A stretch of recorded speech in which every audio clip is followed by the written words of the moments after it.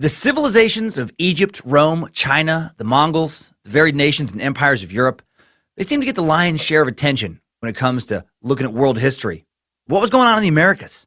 Was everyone just fumbling through life, trying to figure out how to put two syllables together? Just banging rocks together in a cave, hoping for some fire to start? No. Massive advanced civilizations existed that we just don't hear about as much in the English-speaking world with our Eurocentric focus on history. Well, today, we're going to hear plenty about one of these civilizations and a little bit about a few more. But we're mostly talking about the Aztecs. The Aztecs built a vast empire, one that outpaced, outstaged, outpopulated the likes of Paris at the time. They were a powerhouse warrior-based society with a devout religious following and expanding territories. And then Hernan Cortez showed up with 400 soldiers and took them down basically without breaking a sweat, right? That's how the story goes. But was it really that simple? The victors write history, but they weren't the only ones who lived it. Let's try and look at this story from a few more angles today. Let's dig a little deeper. Attempt to find out what really happened. Did Montezuma's bloody and superstitious empire crash at the hands of a few brave conquistadors? Or did a cruel and greedy Cortez show up in the middle of a brewing feud and capitalize on an existing situation he was lucky enough to walk into? Let's find out on today's Civilization Collision edition of Timesuck. You're listening to Timesuck.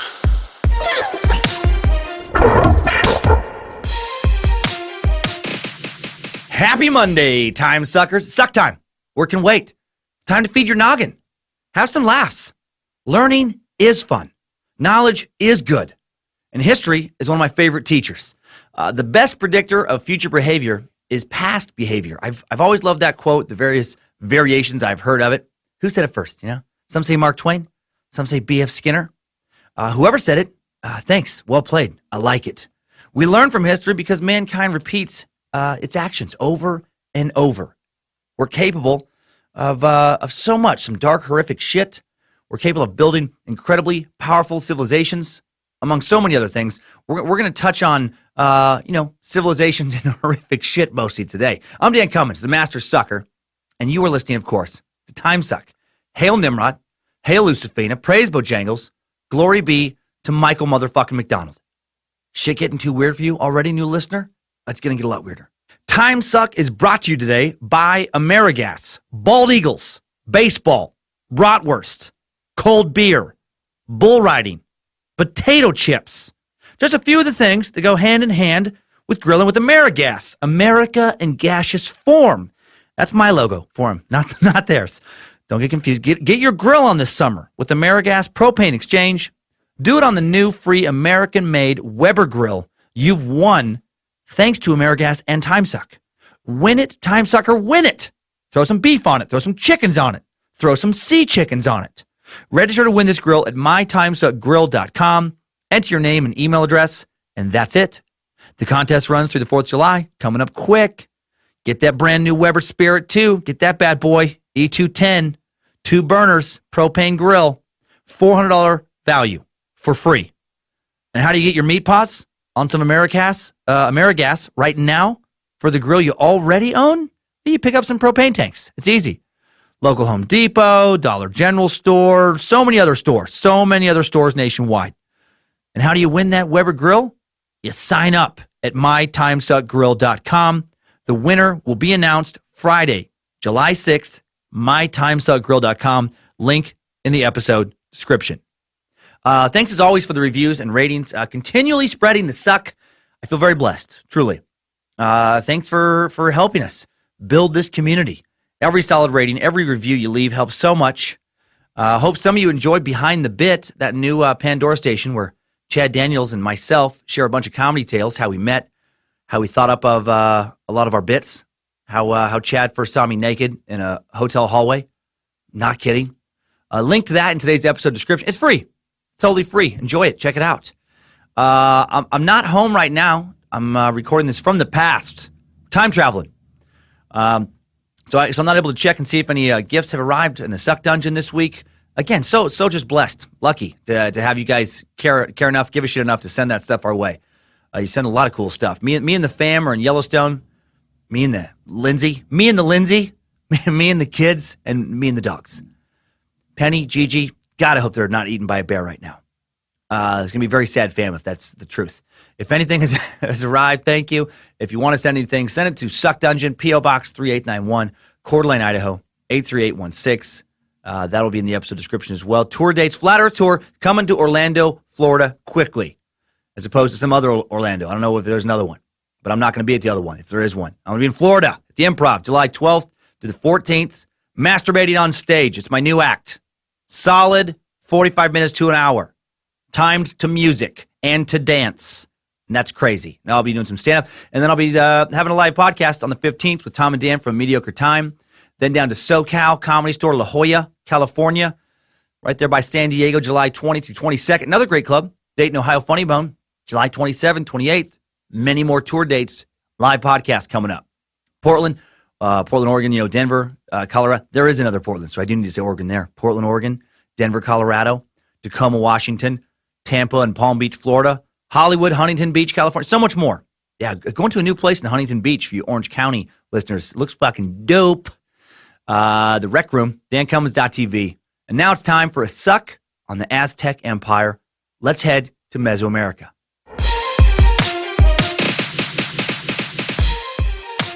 All right, first things first, quick historical disclaimer.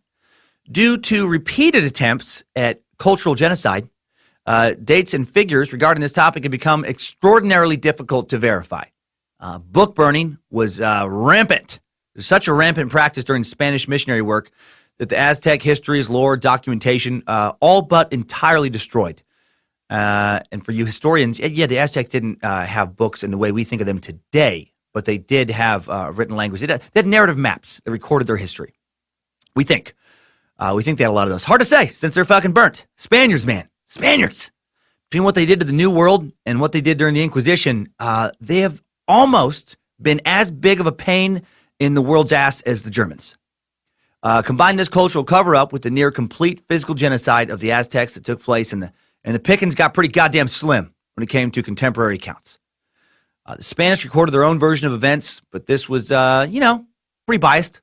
Usually is when it comes to the victor's side of history being recorded, especially if they're doing a lot of evil shit. And the sheer volume discrepancies make it clear that a lot of what was recorded between, the Spanish and anyone else who wasn't a Spaniard, it makes it clear there was a fair amount of propaganda in their recordings. So, you get what you get and you don't throw a fit, all right? We're going to do our best today with the accounts we do have. Luckily, there's plenty still make for a kick-ass story.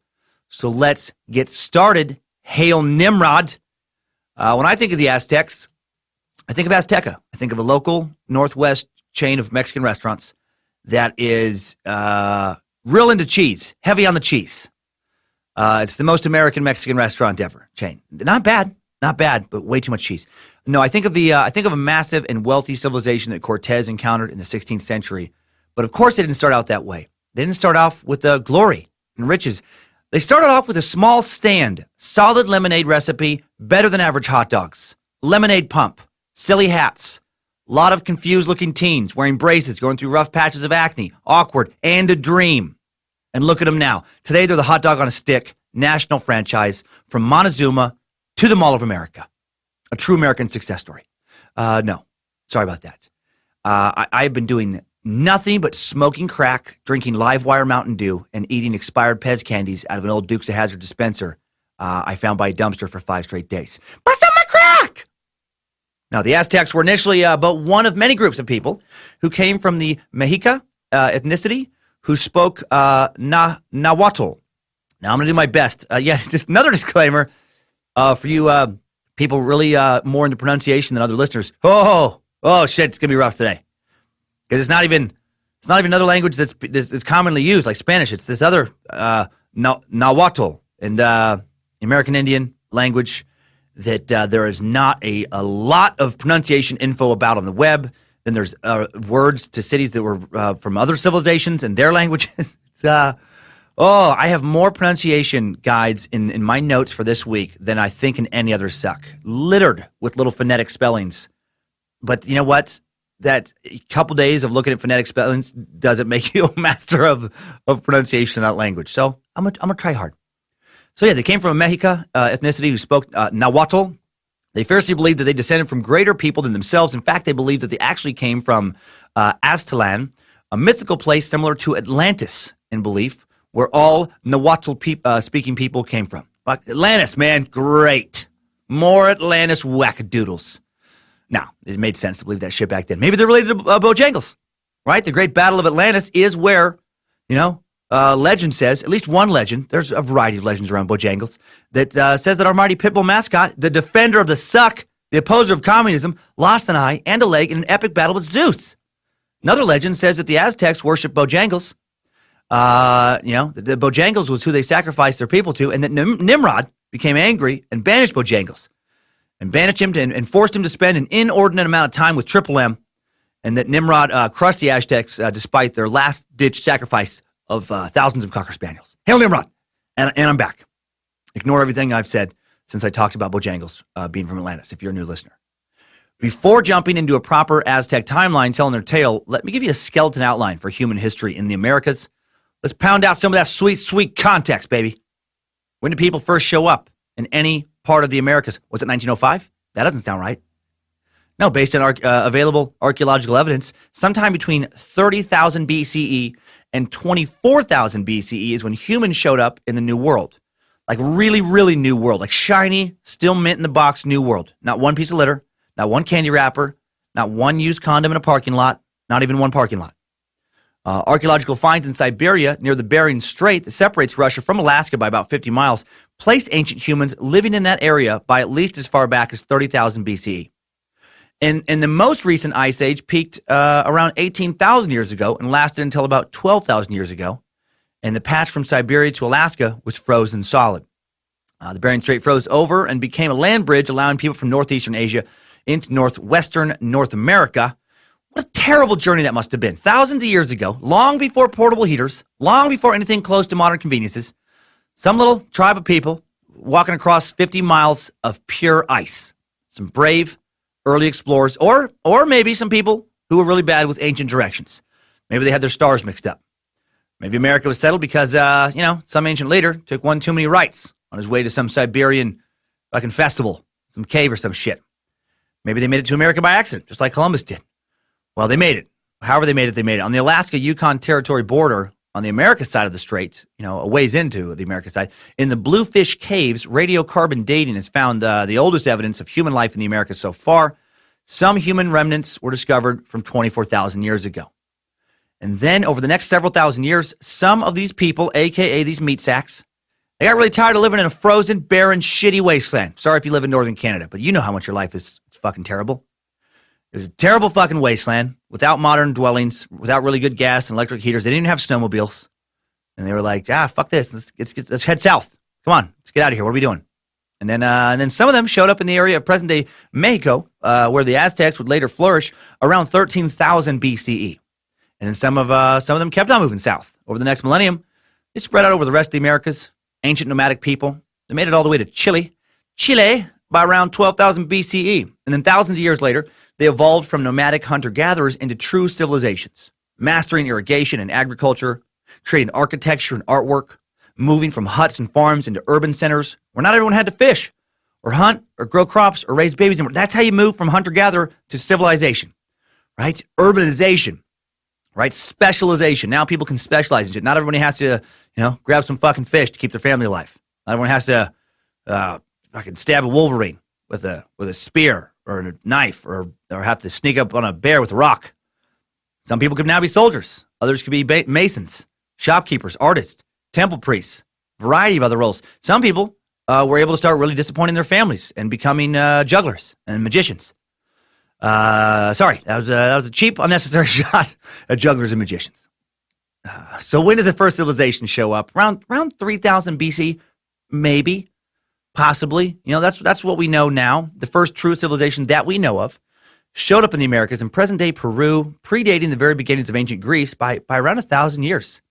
The Coral Supe civilization. The Trojan War, believed to have happened around 1250 CE. We're talking, or BCE, excuse me. We're talking about 3000 BCE. Ruins of the Coral Supe civilization were initially discovered in 1905, but no one knew who the ruins belonged to or how old it was until as recently as 2000. Seems that people living there might have also been some lighthearted sweeties. No trace of warfare has been found at Corral. No battlements, no weapons, no mutilated bodies, the remains of mutilated bodies. Archaeologists' findings suggest it was a gentle society built on commerce and pleasure. In one of the temples, they uncovered 32 flutes. Oh, man, so many flutes made out of condor and pelican bones. And 37 cornets of deer and llama bones. Cornets are a early wind instrument, popular in medieval times, across the pond as well, where sound is produced by lip vibrations against a cup mouthpiece. And you know what? I knew I was missing something in my life, but I didn't know what it was until today. Turns out, what I've always wanted is a condor flute. If anyone listening gives a shit about me, you will quickly kill a condor and whittle a fucking flute out of its bones. Get to fucking whittling. I'm not going to be greedy. I'm not going to ask for a llama cornet. I don't even care about that. Guys, I don't even think I can learn how to play it. But I would really like a condor flute. It's all I've ever wanted. It's all I ever wanted. Please don't kill a condor. I'm pretty sure they're highly endangered. That would be, I can't ask, but no, please don't do that. But I was just thinking, flashing, like if I went to the post office and there was like just a fucking one big box that just had a condor carcass missing a few bones, and then another box with a new bony flute. That would be, I can't ask, I don't want that to happen, but if it did happen, possibly greatest day of my life. Okay, little else known currently about this culture, other than they built some pretty badass, impressive stone structures, and then a bunch of other civilizations started springing up, like the Moshi.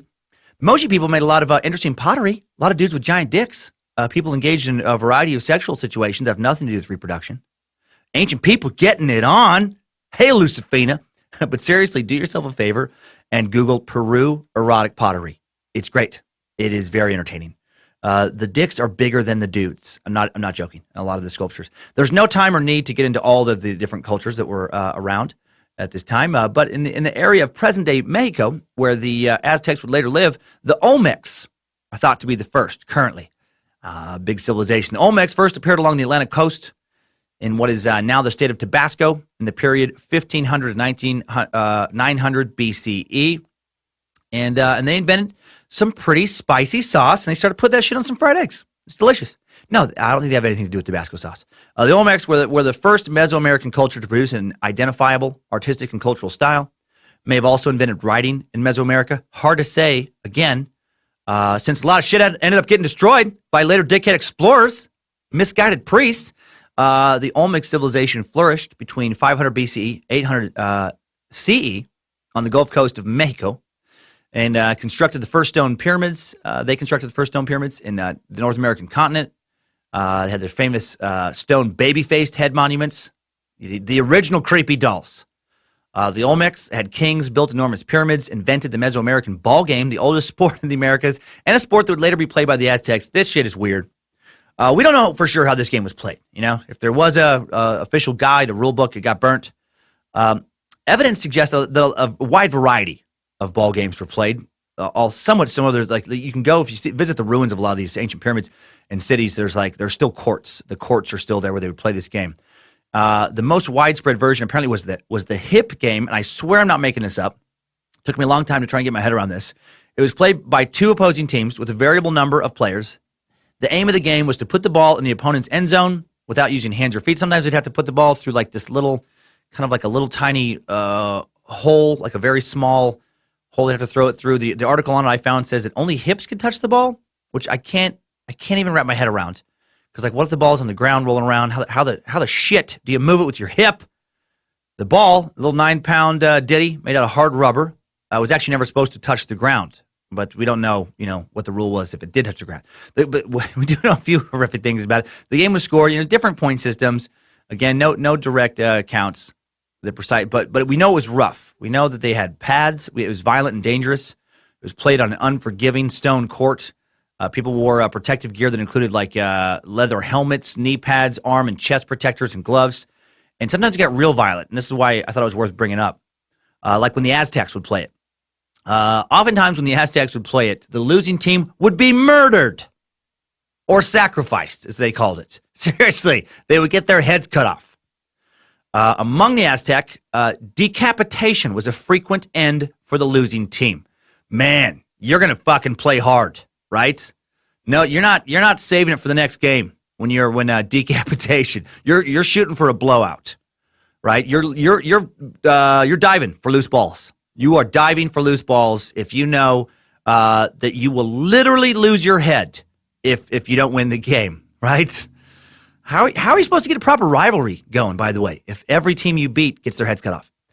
Supposedly, the game was played between different factions having some sort of dispute, and the game would be played in place of actual warfare. So, instead of war, it's like we do this game, and then the losing team dies. Tough time to be a skilled athlete. That's not a team you want to be picked for. Playing to the death. In lighter news, the Olmecs domesticated the cacao tree. They gave us chocolate. Thank you, Olmecs. You just became my favorite culture. Man, I love chocolate. Go ahead, chocolate. Rot my teeth out. I'll have new ones put in and get right back to grinding up your sweet candy. Now, a quick note about the Mayans. The longest-running American civilization was the Maya civilization, occupying much of Central North America, the Central North American continent. Based on they were based on the Gulf Coast of what is now Mexico, between 2500 BCE in its earliest forms, and lasted until around 1500 CE. So long run, kind of. They reached their height around 600 CE. They fell apart for reasons not entirely clear around 900 CE, and then they kind of straggled on for a few more centuries in fragmented form. They weren't like a unified empire, so to speak. They were a complex group of independent city-states which shared cultural qualities, such as their amazing complex artwork. Particularly, they had murals, advanced drinking water collection system. They constructed amazing pyramids that remain in fairly good condition to this day. Around 890 CE, the Mayans produced the first book in the Americas. Priests burned so many. There may have been older ones, but we'll probably never know about them. So annoying. We can't get those books back, man. They stole history from us. One more culture we'll touch on briefly before the Aztecs, a culture that the Aztecs may have morphed out of. One they were really big fans of, the Toltecs. From 800 to 1200 CE, there were the Toltecs, a culture just prior to the Aztecs, whom the Aztecs revered greatly. The Toltec Empire covered most of what is now southern Mexico and stretched a bit further south into what is now Guatemala and Belize. They built an impressive capital at Tlan, about 50 miles north of Mexico City. You can find plenty of pictures online. Pretty damn impressive, man. They passed on a lot of their customs and craftsmanship to the Aztecs, who regarded the Toltecs as a great and prosperous civilization. The Aztecs would claim descent from this great civilization. And we don't know how much of that is true because, the Aztecs were real big into mythology, kind of weaving truth into stories. So we don't know how much is legend. They like to merge everything, kind of like the Greeks did with the Trojan War. War may have happened, probably happened, but it certainly didn't happen like they said it did. They weren't actually fighting with gods. The capital at Tlan was certainly impressive. This part is backed by more than legends, backed by archaeology. The city grew to 14 square kilometers or over 8 square miles in size, acquired a population between 30 and 40,000. The Tlan of Aztec mythology were renowned for sumptuous palaces, awe-inspiring buildings made out of gold, jade, turquoise, quetzal feathers. I'm guessing those were added on to the outside of the wall. It'd be fucking pretty impressive if you could build a palace made out of nothing but quetzal feathers. That'd be a fragile palace. The city was also thought to have been flooded with wealth generated by the gifted Toltec craftsmen, highly skilled in metallurgy, pottery, so much so that their potters were said to have taught the clay to lie. Make that clay lie, baby. Make it do the impossible. Later, Aztec metalworkers and jewelers will be known as Tolteca. The Toltecs also credited with mastering nature, producing huge maize crops, natural colored cotton of red, yellow, green, and blue. Cool. How the fuck did they do that? Unsurprisingly, following centuries of looting and cultural destruction, no artifacts survived to attest to this material wealth, except indications the Toltecs did do a lot of trade with obsidian, because it was mined nearby and they found some of that. The archaeological site of Tlan, sitting on a limestone promontory, although not quite as splendid as the legend, does have an impressive number of surviving monuments: 2 large pyramids, colonnaded walkway, large palace building, 2 ball courts, 4 working elevators, 4 working hydraulic elevators that go up 10 stories, buttons and everything. It's fucking crazy. That's not true.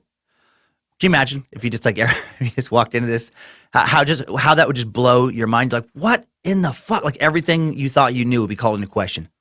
If you're some archaeologist, you go into an old ruin and all of a sudden there's like a fucking snack machine and an elevator, like a metal elevator in the middle of a ruin. Again, just remember, 5 days smoking crack. No, they had domestic housing arranged in groups of up to 5 flat-roofed residences, with each group centered on a courtyard, single altar, whole thing surrounded by a wall. What ended the Toltec civilization's regional dominance? Another unknown. A lot of unknowns with the American civilizations. Why did they end? We don't know. With most of them, we don't know. They may have simply disintegrated when put under the strain of such natural phenomena as a sustained drought. It could have been internal disputes. May have led to a breakup of the power structure. In the mid-12th century CE, Tlan shows signs of a violent destruction. Could have been a war, just, we don't have records of. Architectural columns and statues burnt, purposely buried. The site was systematically looted by the Aztecs later. And so what other cultures existed around Mexico when the Aztecs were around? Who did they compete, trade, and fight with? Too many to name. And, a lot of them will just kind of pop up in the suck organically. We will touch on a few. I think I said with that last one was done, but no. We do want to touch on a few that were around while the Aztecs were around. The biggest other two players in Mesoamerica were still the Mayan culture, that, while not on its peak, still existed to the south of the Aztecs. And then to the north was the massive Tarascan civilization. They don't show up really in the story of Cortez and the Aztecs, but Cortez would then conquer them after he conquered the Aztecs. And they were, some trade was done. They were like a huge empire just that bordered them. Second only to the Aztec Empire in terms of size in the 14th and 15th centuries. Tarascans themselves controlled from their capital of Tezunzan, an empire of over 45,000 square miles. The Aztecs, by comparison, would end up controlling roughly 80,000 square miles. The Tarascan capital and largest settlement at Tezunzan, on the northeast arm of Lake Pátzcuaro, the Tarascans controlled through highly centralized and hierarchical, God damn it, fucking whatever. You know what I'm trying to say. For some reason, that word just doesn't want to come out of my mouth right now. They had a political system with a hierarchy attached to it, some 90 plus cities around the lake. By 1522 CE, the population of the basin was as high as 80,000, while Tezunzan had a population of about 35,000. Hierarchical, I think. The capital was the administrative, commercial, and religious center of the Tarascan Empire, seat of the king. Extensive irrigation, terracing projects were carried out in order to make such a large population sustainable on local agriculture, but significant imports of goods and material, remained a necessity, and they did that as well. Did a network of local markets, system of tributes, ensured there was a sufficient quantity of basic goods. They had pottery, shells, metals, gold and silver ingots, labor, busy marketplaces, fruit, vegetables, flowers, tobacco, prepared food, craft goods, raw materials such as obsidian, copper, and bronze alloys, bought and sold. They mined, they smelted silver and gold. They had a bustling civilization. They had palaces. They had, all kinds of stuff going on. They made a lot of copper alloy bells used in ceremonial dances, and they had their own distinctive architectural style, religion, and art. And and there was a few other, civilizations and city-states that will come up again as we march through the Aztec timeline. Shit was happening in Mesoamerica. That's all I'm trying to establish. Shit was happening. There was a lot going on. A lot of different cultures that we don't know enough about, but we do know they were there. And in the land of present-day Mexico and Central America. And now let's talk about the Aztecs specifically. Aztec translates as people of Aztlan. According to Diego Duran, one of the founders of the influential new wave band Duran Duran, he was a Dominican friar who moved to the area in 1540 when he was 5 years old. Aztlan translates to the place of white birds. So I guess Aztec means the people of the place of the white birds, which to me sounds like a nation created by and for magicians, right? Friar Duran recorded a great deal of information about the Aztecs in his document, The Annals of Tlatelolco, which is currently housed in the National Library of France in Paris and is one of the few remaining texts with firsthand accounts of their culture. And we used information from that annals in today's suck. Legend holds that the Aztec came from this place, in caves of the hollow earth with 6 other tribes. And there's no way I'm going to even try the names of the 6 other tribes. I erased them from my notes so I wouldn't even try. It was ridiculous. No pronunciation guides for any of them. Aztec is by far the easiest of the words. Most of them would have, like 7 consonants in a row, it looked like, strung together. And then according to legend, the 7 tribes wandered Earth together from around 1100 to 1300 until the other tribes decided to migrate south and the Aztecs chose to remain in the north. Now, this could all be written off as legend or lore, but there is some interesting etymological, motherfucker, etymological evidence linking Nahuatl, the Aztec language, and languages spoken by the Hopi, Pima, and the Utes. I like that one. I like the Utes. I nail Utes. Some words I struggle with, but Utes, oh, home run every time. Just like batting practice. Pop, just out. Up, out again. Up, in the upper deck. The Utes are actually from Utah, and the language tree stretches all the way from Idaho and Montana to northern central Mexico. Still spoken by about 1.5 million people in central and western Mexico. That's pretty damn cool. They all share the Uto-Aztecan language tree. Wherever they were at this time, the legend goes on to say that they found Aztlan on a large island in the middle of the Lake of the Moon, set up camp, living there happily for quite some time until others moved in and wanted to enslave them. Additional accounts say that it was a natural disaster that sent them south. Climate studies show there was an extensive drought at that time. The Aztec became a nomadic tribe, working their way south over 200 years, supposedly guided by a deity called, and this is a big one, called Huitzilopochtli. Huitzilopochtli. Yeah, you give that one a shot. The Aztec god of war, the sun and human sacrifice, who later became the patron god of their great city of Tenochtitlan. By the time they made it to the Valley of Mexico, where their history says the 6 other tribes had traveled to centuries past, the area was well populated and established. The Aztec were walking into a pseudo-urban area of diverse tribal influence and interaction, looking like some backwoods hillbillies. They were uncultured, poor, savage by comparison, according to the description put forth by Professor Edwin Barnhart in Chapter 33 of his lecture series, Maya to Aztec. One of the other groups, the Tepanecs, there we go. Tepanecs, there we go. One of the other groups, the Tepanecs, allowed the Aztecs to settle and stay, granting them Chapultepec, or the Grasshopper Hill, that was located on the western shore of Lake Texcoco, which is now Central Park in Mexico City. The Tepanecs were one of the largest groups in the area, but they did little to ingratiate themselves with the Tepanecs, who quickly tired of them and kicked them out in less than a year's time. And again, this is all legend stuff. They didn't pay their tributes. They were considered uncultured and annoying, and then the Aztecs moved south and they take refuge with their previous landlord's enemy, the Culhuacan, who gave them Tizapan, a barren land to live and work on. And again, according to legend, the Aztecs were forced to subsist on mostly, quote, rats and lizards during this time, which sounds to me like one of the worst diets I've ever heard of. Like if there was a restaurant called Mostly Rats and Lizards, I would never eat there. I would never eat there. I would go there. I would go there to have a few drinks because the people watching would be off the charts great. I'd be very curious to see who is dining at, Mostly Rats and Lizards. In my mind, their menu literally just has 3 items on it. It has rats, has lizards, and it has French fries. French fries is how the mostly fits in. So they can be like, it's mostly rats and lizards, but we also have French fries. Anyway, the Aztec priests told their people they shouldn't complain about the rats and lizards. They should be happy to take the dirty work others cast aside, trust their God. We see Lopatli. And so they ate those fucking rats. They ate those lizards for 20 years. And slowly and surely, the Aztecs intermarried with the Culhuacan and fully joined their society. Things were looking good. They were incorporating some corn and some fish and some shit into their lizard rat diet.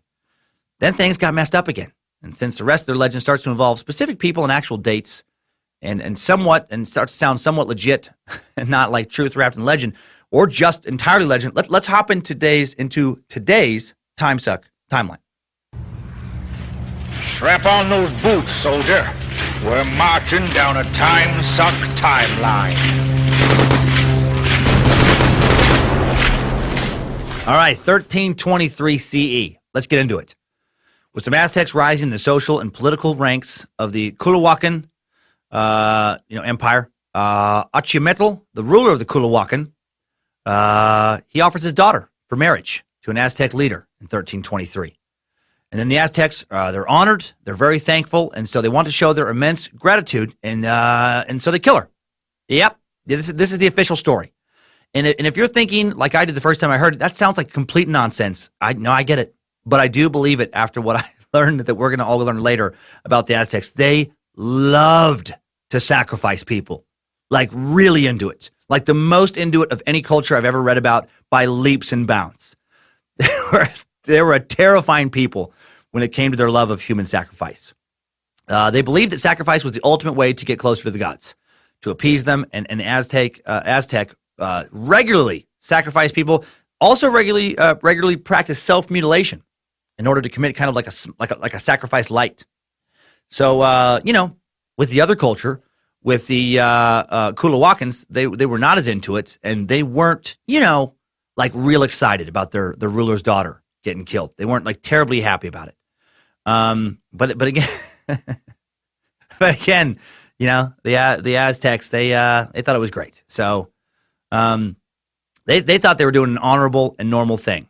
When Achimetl offered his daughter for marriage to a mere human, they decided like, hey, we'll make it even better, and we'll sacrifice her to the gods, and then now she's an eternal goddess. Now she's a goddess now. You're welcome. You're welcome. Achimetl didn't quite see it that way. And on what had, check this out, this is intense. On what had likely been a normal day for him up until this point, he sees one of the Aztec priests. He's just given his daughter for marriage. Now he's going to go visit her. And then he sees one of the Aztec priests, again, I'm not making this up, wearing her flayed skin. Literally wearing her skin at a festival dinner. And he naturally lost his goddamn mind, and he threw all of them out of the territory. Holy shit. This really happened. He must have wanted to kill them all. Can you even imagine meeting your daughter's new in-laws for the first time, and then finding like one of them or a friend of one of theirs, or some religious person they know wearing her fucking skin? I laughed. I know I'm still laughing. I laughed so hard when I read this because it's just so ridiculous. It's so over the top, especially since they had yeah, you're welcome. Hey, congratulations. Congratulations, we did it. She's got us now. Like they had this like you should be thankful kind of attitude. Like, what the hell are you wearing? Oh, good news. Good news. I'm glad you asked. I'm wearing your daughter's skin. Hey, she's married to a god now. How cool is that, huh? Man, I gotta shake your hand. I just gotta tell you, I am truly honored to be wearing your daughter's skin. I hope that she's looking down from heaven right now, watching me wear her. It's so great. So they banished the Aztecs, who find refuge with the Tepanecs, who are probably loving the whole skin daughter situation if gossip worked back then like it does now. Did you fucking hear why they're back? Nah, they fucking wore skin. Nah, I know, they're crazy. They're the craziest. Oh. The Aztec priests tell their people, hey, our day's coming. We're not going to have to live with anybody pretty soon. You claim through a vision now that our promised land will be marked by an eagle sitting on a cactus, holding a snake in its mouth. Now, this Aztec image is used in the center of the Mexican flag today. How about that trivia? Little Aztec nod in the flag. While waiting for the sign, they became warriors for the Tepanecs, joined in active fighting against the Culhuacans. Nearly 2 years later, their god, Huitzilopochtli, showed them their final destination, as promised, right? They showed them the promised land. Unfortunately, it happened to be in the middle of a lake on a remarkably tiny and marshy island. But they were like, you know what? Fuck it. I know this is not the ideal place to build a city, but at least we are not eating mostly rats and lizards still. 1325 CE, the Aztecs, they trust their priests, their faith, their gods, and they begin to build Tenochtitlan. The very end of the episode, I will reference this, maybe not. Maybe they didn't do this. This is according to their history. Might not be true. Probably not as true, actually. You have to wait for the Timesuck or the top 5 takeaways, actually, to get that info. They continued to pay their tributes to the Tepanec while they slaved away to build their city. They were, they started to, them or somebody else started to, literally built land on a lake, made man-made islands by piling earth in shallow lake beds and small rectangular areas, to be used as gardens.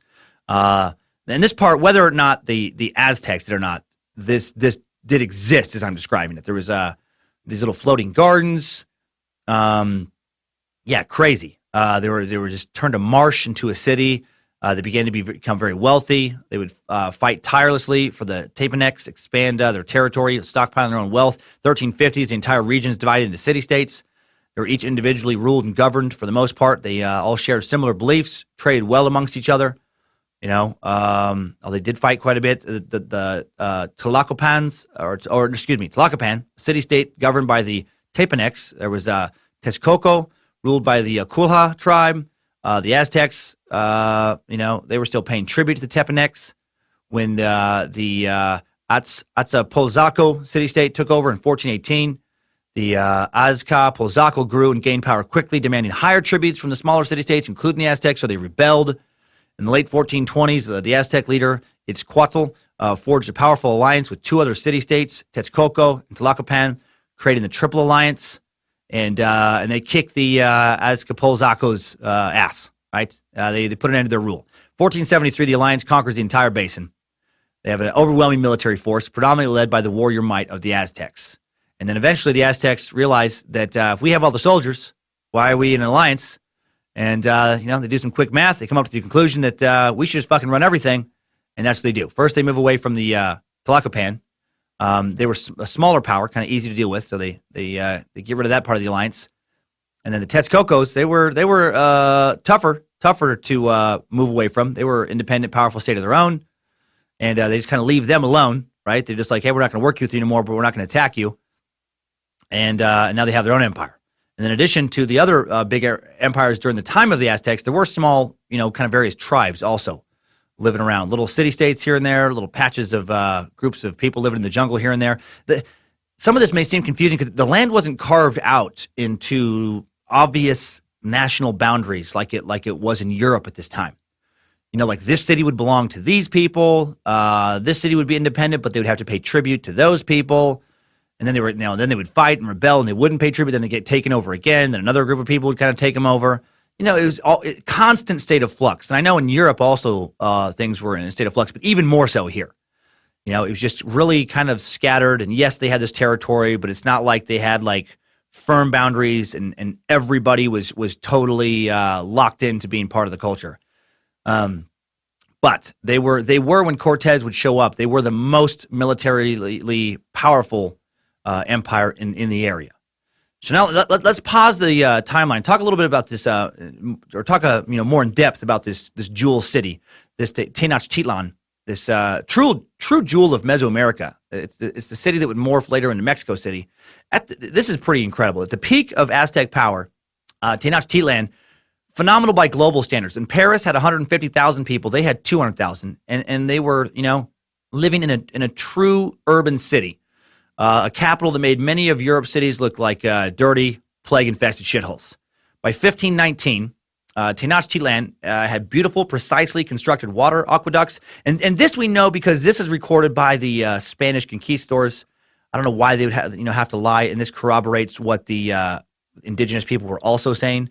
They had zoos, historical museum, aquarium, massive marketplaces, exotic gardens built on top of a lake. In 1520, Spanish conquistador Hernan Cortez wrote the following to Holy Roman Emperor Charles V, saying, "To give an account of the greatness and the strange and marvelous things of this great city of Tenochtitlan, and of all the dominions and splendor of Montezuma, its sovereign, of all the rights and customs which these people practice, and of the order prevailing in the government, not only of this city, but also of others belonging to this lord, much time and very many expert narrators would be required." It's like there's a lot going on, and then he goes on to talk about he compares it to Venice, describing its beautiful temples, the largest of which Cortez estimated could house 500 people. If you could visit it, if you go back and take a time machine to it, you'd find a city filled with canals like Venice. You'd find farmers and merchants, boats, as well as comfortable roadways to travel by. There was 4 primary areas of the city, 20 smaller districts. They each had their own distinct bloodlines and tribes. Each of them had its own marketplace, temple, school.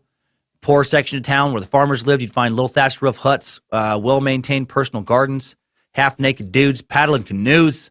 No need for much clothes. The weather's great. Mexico City, man. The weather is lows in the 40s and 50s Fahrenheit year-round, and highs in the 70s and 80s.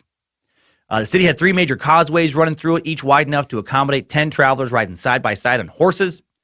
As Cortez would find out, they had drawbridges, they had floating raft-like islands and farms. They had a canal system that kept water constantly moving so it didn't get overrun with mosquitoes. They had a 10-mile-long wall surrounding part of the city that helped keep clean water available to citizens. They would get their water from springs, their fresh water to actually drink. There was terracotta and stone pipes running through the length of canals, bringing running water into houses for cooking and bathing. They had street vendors selling old-school bottled water. Seriously, I had no idea this was a thing. I'm not making this up. They had spring water that would be sold in terracotta containers. How fucking crazy is that? You find a street vendor They had street vendors around, get something to drink. There was restaurants, other street vendors selling everything from jewelry to tamales. They had tamale stands.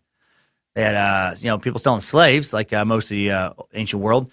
They had a tole, actually, a delicious chocolatey drink mixed with maize powder, kind of like a light pudding.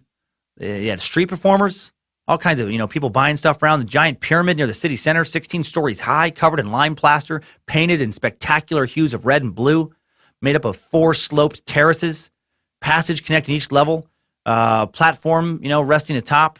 That's 262 by 328 feet, big-ass platform up there, 2 sets of stairs leading up to 2 different shrines. One's for Tlaloc, the god of water. The other's for that we see Lap Pachle, their main god. They had these balustrades made in the forms of massive snakes. Each set of stairs ending with a serpent's head at the base. You could be marveling at this sight, knowing you could never make it to the top and expect to come back down because it was mostly for priests who were sacrificing people.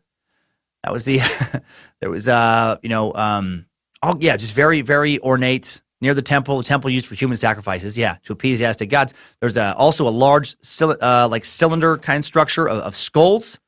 It's funny, up until this point when I was reading about the description, it's like, oh man, if I had a time machine, I would love to go back and check all this out. It's like this beautiful splendor, this ancient shopping, getting some of that fucking old ancient pudding, maybe going around on a boat, just hanging out. And then you get to the human sacrifice part, like, oh no, I would never go there. This one gets dark, next to the temple is this big, cylinder type structure of hundreds and hundreds of human skulls stacked and cemented together with lime. How dark is that? More than 650 skulls. I guess it's dark. Whatevs. Maybe I have a skull cylinder in my yard. Maybe it's something I put in there to match my femur hammock. Yeah, maybe I have a hammock made out of human femurs. Not comfortable, hard and lumpy, but cool to look at. Man, no, seriously, a cylinder of skulls. That is creepy as shit. There was Montezuma's castle, a zoo on site for Montezuma's entertainment, hundreds of zookeepers attending to bears, jungle cats, lots of different kind of birds, monkeys, sloths, deer, some of the just other animals. Some of the animals are raised for viewing, some are raised for food, an eating zoo. Why don't we get some of those? Head on over, look at the monkeys, and then pick out a panda to eat. Sweet panda meat. Wonder how tender and delicious that lazy, worthless bear's flesh is. I bet panda is delicious. Anyway, the grounds are cultivated gardens of spectacular wonder, lush foliage, beautiful exotic flowers, ancient artifacts believed to be from the Olmecs and Toltecs adorning the space, carefully tended to and maintained. Quite a city. This is what Cortez would walk into. Let's continue with our pause in the timeline to talk about Aztec culture a bit. What kind of culture is going on in this city? Slaves are bought and commonly sold in Aztec culture. Unlike slavery in colonial America, not racial, anyone could end up becoming a slave. You break the law, accrue too much debt, already be a foreign captive, get sold into slavery by your family to help make ends meet, ta-da, you're a slave. Some even went into servitude willingly because slaves were able to accrue money, have holidays off. They were allowed to marry, have kids. They were going to be fed and housed, treated somewhat humanely by their owners. And additionally, their kids would not be slaves. The kids would not be considered property. Everyone was born free in Aztec culture. If you were a house slave for a wealthy family, life was actually pretty good by ancient standards. However, if you ended up getting sold to a priest, life is going to take a bad turn. A good chance you're going to end up as a human sacrifice. Most member of the Aztec community were common farmers. Speculated that roughly 95% of the population, commoners of some sort, farmers, craftsmen, artisans. All the men in the common caste, regardless of trade, were required to spend time in the military, trained for battle starting at a young age. Within the common caste, you could, as a soldier, increase your social standing by bringing back more live captives than your allies did, to your city. This is going to come back to haunt them. We'll touch on this at the very end of the episode. They had an interesting warfare style. They were more interested in taking captives than they were in killing their enemy, and that fighting technique would haunt them when it came to the Spaniards. Not as good of a fighting technique as just trying to kill your enemies, as it turns out. Common women cared for the home, raised children, cooked and made textiles. Girls and boys went to separate schools. Commoners had small open homes, little one-room structures without windows, no entrance. 4 or 5 families of the same bloodline would live in the same area, all sharing the same open patio. Little dome structure for a sweat bath also had a kind of similar to a sauna that would be used for rituals, cleansing, and childbirth. There was the middle class that was made up of traveling merchants who would also be spies for the king. The king had a lot of spies. These would be diplomats and collectors of information. They would travel out to other regions, check on the king's land, make sure the other little communities were paying their proper tributes. While delivering their exports or collecting imports, they were also, collecting information. They were spying who could be trusted, who could be conquered. There were also judges who would settle disputes. The middle class. There was the nobles. Nobles would preside over neighborhoods of commoners who were assigned work, kind of like serfdom, I guess, a little bit like that.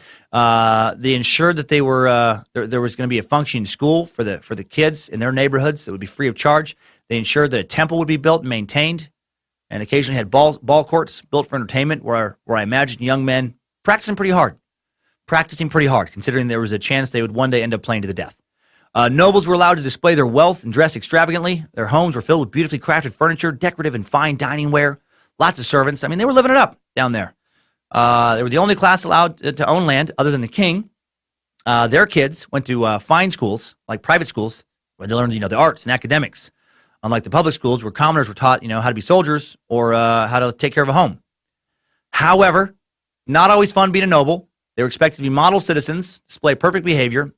They had to host large feasts for the commoners, had to lead labor initiatives, command armies, and if they broke the law or acted in a way unbefitting the nobles, they would be punished harshly, often involving death, often involving having their heads cut off.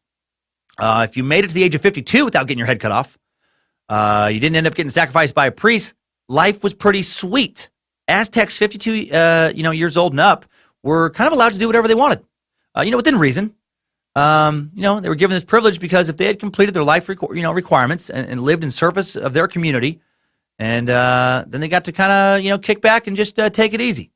Retirement was legit in the Aztec Empire, man. Best empire to retire in possible. You could be drunk, you could be disorderly in the street, you have your family fucking cook for you, clean up after you. You've earned it.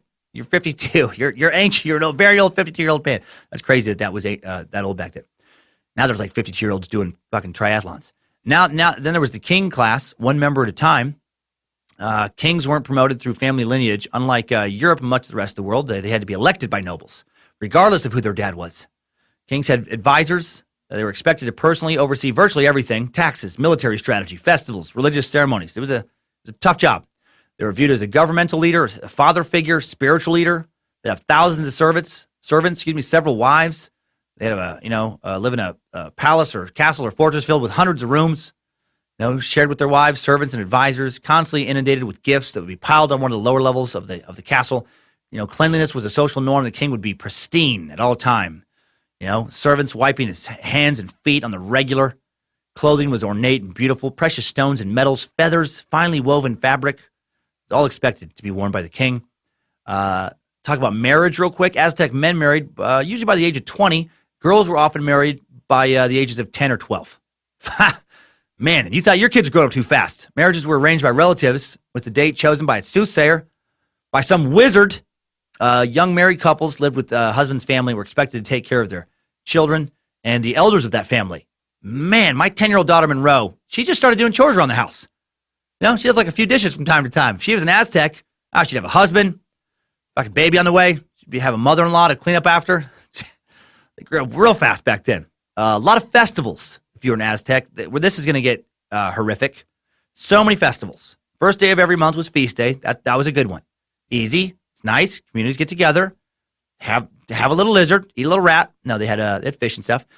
From March 21st to April 9th, it was the Rites of Fertility festival. During the spring equinox, the Aztecs honored the god Zipstetotec. Captured warriors were sacrificed, their skin flayed and worn by the priests of Zipstetotec for 20 days. While the kids ran after the priests, playfully hitting them. This is what was described in one of the sources. Playfully hitting them with their wooden toy swords.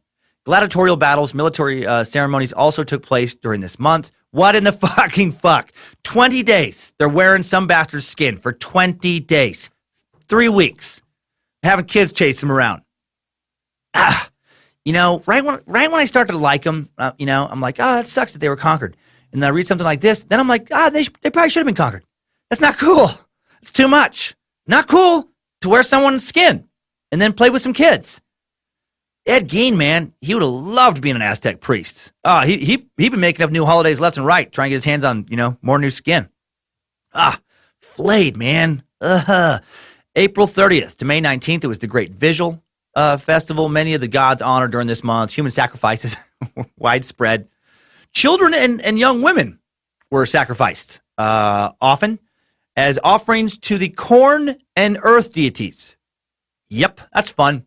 1 month you're beating some skin-wearing priest with a wooden sword. The next month he's sacrificing you to the corn god. Are you serious? Oh, great corn god, please accept this dead child needlessly killed as a small token of respect for your wonderful corn. Someone tried to tell me recently that regular watering and fertilizer was the best way to grow corn, but I know better, oh great corn god. Only the blood of scared children, sometimes young woman's blood, grows the sweet, sweet corn that we all crave. Praise the corn. The people who work in the office next door and upstairs must think I am completely out of my mind. Can you imagine if, I know they can hear me because we've talked about it in the hall before. They can hear a little bit of what I say. Can you imagine if you heard from your office next door, only the blood of children grows corn? You're going to be nervous. New corn was worshipped. People would ask for blessings over their corn crops. Okay, so that's that festival. August 8th to August 27th, it was the Feast of the Revered Deceased. The goddess known as the Lady of the Dead was the focus this month, which was dedicated to children and the dead, full of joyful festivities, generous feasting as they remember their children and their ancestors, food, small clay figurines, images of the dead brought to the altars as offerings. Again, what a weird spring and summer for the kids. One day your kid's beating that old skin-wearing priest, Crazy Pants. Next month, he's being sacrificed. And then, a little bit after that, you're like, let's raise a toast to little Billy. He was taken too soon. It seems like only a few months ago he was hitting that priest. Because he was. December 26th to January 14th was the Descent of the Water celebration. 4 days of bloodletting. And a fasting period preceded this month. During the festival, Tlaloc, the Aztec god of water, was asked to send waters down to earth so the season's new corn could be grown. Feast would be held in his honor, attended by nobles, and of course, more sacrificing. Slaves would be sacrificed in the surrounding hills. Kids would be drowned. Yep. Feathers would be left as offerings to Tlaloc. The feathers part doesn't seem too bad.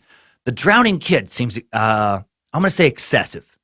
That seems to me, that seems excessive. Now I'm definitely looking forward to Cortez conquering these people. I mean, look, the Spaniards did a fair amount of crazy shit. The Inquisition being one we already covered, but this is next level. So much sacrifice. And how, you might ask, were a lot of these people being sacrificed? Well, let's talk about it. Common sacrifice practice, excluding those that were sacrificed to the rain god. They were just thrown into some water, held under and drowned. Began with the person being stretched out over a large stone at the top of the temple, the Templo Mayor. The priest would then use an obsidian knife to stab him in the heart. This is like some fucking Indiana Jones Temple of Doom shit. The priest would use an obsidian knife to stab him in the heart, remove the heart from their body as an offering to the gods. I imagine it's still beating. I know that's probably impossible. Then they would be decapitated. Then they would be dismembered. And then their body, what's left of it, they would be tossed down the steps of the pyramid. Between 10,000 and 80,000 people were sacrificed during the temple's seventh phase of construction, according to one source they found. Accounts vary wildly regarding exactly how many people were sacrificed, because we don't know, but it seems as if they were sacrificing people like so often and so many. They were busy bees. What a weird job for those priests. If I had to be sacrificed, I gotta say, I'd want to be one of the people sacrificed at the start of a shift, right? I want the knife to be at sharpest. I want their arms to be the least amount of tired, right? Let's get this over with quick. Because what if you were person sacrificed number 47 that day? You're at the end of a 12-hour sacrifice shift. And the priest, it's been 10 minutes. You still can't get your heart out. Sorry, I'm exhausted. I'm sorry. I know this is terrible. This is drawn out and terrible. The knife is dull. Look, you have no idea how exhausting it is to cut 40, 50 hearts out in a day. And then there's the heads. We haven't even talked about it. All the heads that got cut off. If you weren't about to get your head cut off, I would tell you to try it for yourself. You see how hard it is. You tell me how easy it is. And you have a pretty thick neck. God damn. What is this? What is this? Juan, what is this? Fucking thick neck day? God damn. Jorge gets one skinny twig neck after another. I got Paco no neck to saw through. And then there's the dismemberment. That's probably the worst part. By the time I'm done for the day, I'll tell you, I can barely throw a torso down the steps. Now hold still. You're squirming. If you keep squirming, I'm never gonna get that hard out. So now we know a little bit about Aztec culture prior to the Spaniards landing. Like every culture, some good parts and some bad parts. I am terrified of them. Good parts, like tasty chocolate milk, or not milk, like a tasty chocolate corn drink, which doesn't sound good when you say it that way. Do you want a tasty chocolate corn drink? No. But apparently it's delicious. Feast, solid weather. Bad parts, like, kids being sacrificed to corn gods. So let's jump back into today's timeline now with the birth of the man who would savagely fuck this culture up, Hernan Cortez, a man who was arguably not a very good dude. Why was he not a very good dude? He seemed very bloodthirsty, seemed kind of angry. Why was he angry? Maybe, and I don't know this for sure, but he might have been mad about hair loss. Maybe he was thinning up top. He was upset about it, and he took his frustrations out on the Aztecs. Maybe he needed to get in touch with today's sponsor, Timesuck, brought to you today by 4hims.com. A one-stop shop for hair loss, skincare, sexual wellness for men. With medical-grade solutions, real doctors, well-known generic equivalents to name-brand prescriptions that can help you keep your hair. 4hims.com offers men easier, more affordable access to prescriptions, products, and medical advice. And they're not fucking around. They don't sell hippy-dippy pseudoscience crystal herbal supplements. You're not going to get some catnip. You're not going to get eye of newt or rhino horn powder. They sell prescription solutions backed by science. I've taken prescription hair loss prevention pills for several years, maybe four years, 5. Why? Because why not? Because it exists. That's why. Because it's possible. Better living through modern chemistry. I am a believer in that mantra. So get in on some science. No waiting room, no awkward doctor visits. Save hours by going to 4hims.com. Do it. Answer a few quick questions. So order now. Timesuckers get a trial month of everything you need to keep your hair for just $5 today. Do it while supplies last for $5, right? They're losing money. See the website for full details. This will cost hundreds if you went to a doctor or pharmacy. Go to 4hims.com/timesuck. That's 4hims, FORHIMS.com/timesuck. And the link is in today's episode description. Do it, man. $5. Get started. Take care of yourself. And there's much more on the site in addition to hair, products. There's much more. There's a lot of cool stuff. Check it out. Now back to Hernan, he who brought a world of pain to the Aztecs Cortez. Okay. Hernan, or Hernando Cortez, was born in 1485 in Medellin, western Spain. He was born to a comfortable upper-middle-class family, attended the Universidad de Salamanca, and studied law before venturing out to make his riches as an explorer in the Americas. In 1504, at the age of 18, he blew the boys away. It was more than they'd seen. Now, I don't know why Tom Petty just jumped into my head right there. No, in 1504, at age 18, he sailed for Hispaniola, Haiti, Dominican Republic today, aboard a ship captained by Alfonso Quintero, and settled in the capital of Santo Domingo. After arriving, he found Governor Nicolas de Ovanda, who was, of course, newly established from Spain. He was out for gold, but basically told to calm down, shut the fuck up, do some work, and be happy with your piece of land. I may have added the shut the fuck up part. Cortez registered as a colonist, did that for about 5 years. He also spent a bit of time sleeping around. I guess he was the ladies' man there. He also squashed some indigenous uprisings, gained a name for himself as a ruthless mofo. 1511, sailed for Cuba, where he assisted Diego Velázquez, the first colonial governor there, conquering the area. He furthered his reputation as a dude who did what needed to be done. He was rewarded with land and slaves through his growing connections and reputation. He became clerk to the treasurer for the Spanish crown. From there, he moved up to become secretary to the governor himself, twice appointed magistrate before becoming mayor of Cuba's capital. He used his power to fight for more quote-unquote rights for the colonists. Things like demanding that they be assigned more local slaves to work their mines and farms. What about our rights? What about our rights to take away other people's rights? What about those rights? Cortez also firmed up his relationship with the elite by marrying Velázquez's sister-in-law, Catalina. All right, a little political marriage. 1518, Aztec ruler Montezuma II begins to receive reports that foreigners have landed on the coast. Juan de Grijalva, the first Spanish explorer to set foot on Mexican soil, had just established camp and was preparing his exploratory expedition. Montezuma ordered eyes to the area, was to be kept abreast of developments. Mexico was under new exploration now. Spain has sent a few scouts inland to quietly check out what's going on. Send some reports back. Reports do come back. Right? Juan de Grijalva talks about cities of gold. Cortez hears about this, eager to check it out. After de Grijalva returns, he persuades Velasquez to let him join the ongoing Spanish explorations in October of 1518. But then, the last minute in 1519, Velasquez cancels the trip out of jealousy over Cortez's growing power and frustration over their now strained relationship. Things aren't going well between the two. And then Cortez, he had recently convinced or tricked, depending on the source, Velasquez into writing a new clause into existing law that would allow emergency measure to be taken without prior authorization from the crown. And Velasquez is concerned that Cortez is going to now use that for selfish gain, and he does. He ignores the cancellation of his expedition in February of 1519, and he takes off to make his mark in the New World under an act of mutiny. He picks up more soldiers, horses, and supplies in Cuba, lands in Mexico in February with 11 ships, 508 men, 13 horses, and cannons. And he brought with him a new Catholic policy of do what we fucking tell you to do, and maybe you will live. And he brought that to whoever he ran into. Seriously, back in 1510, a group called the Council of Castile had drafted something called the Requirement for New World exploration. It was to be read to all indigenous people encountered by Spanish explorers, and it established the religious authority of the Roman Catholic Pope over the entire earth. Also established the political authority of Spain over all of the Americas, excluding Brazil, because Portugal had that one, and they had to deal with Portugal. It was generally read in Latin upon arrival, as if anyone could understand. Think about how ridiculous this is. They would just show up. They would go. Some dude would stand on an empty beach and read a language that no one living there knew, even if they were there. It's just such nonsense.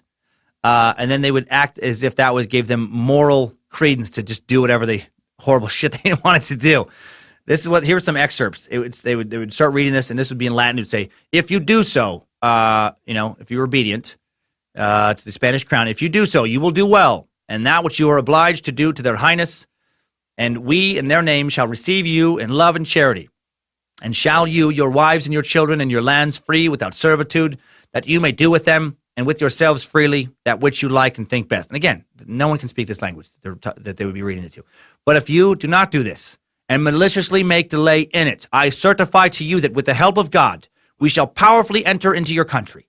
We shall make war against you in all ways and manners that we can, and shall subject you to the yoke and obedience of the church and of the highnesses. We shall take you and your wives and your children, and shall make slaves of them, and as such shall sell and dispose of them, as their highnesses may command. And we shall take away your good, and shall do you all the mischief and damage that we can, as to vassals who do not obey, and refuse to receive their lord, and resist and contradict him. And we protest that the deaths and losses which shall accrue from this are your fault, and not that of their highnesses, or ours, nor of these cavaliers who come with us. Wow, these arrogant fucks. My favorite part is, shall do you all the mischief and damage that we can. In the name of Jesus and the Father, we will motherfuck you savages if you do one thing that annoys us slightly. And because they were really sadistic, greedy assholes, they didn't even honor the first part of, we'll let you live if you surrender peacefully. No, peaceful surrender, aggressive defense. Eventually the story would always end the same way. Death, submission, theft, oppression, cultural annihilation. See, now earlier I was rooting for the Spanish conquerors. Now I might be back on the Aztec team. I got to say, very hard to root for anyone in this tale. It was a bloody, terrible time to be alive.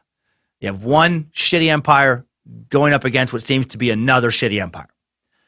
In May of 1519, Cortez has landed his fleet of ships in the Yucatan, established a settlement that would later become Veracruz.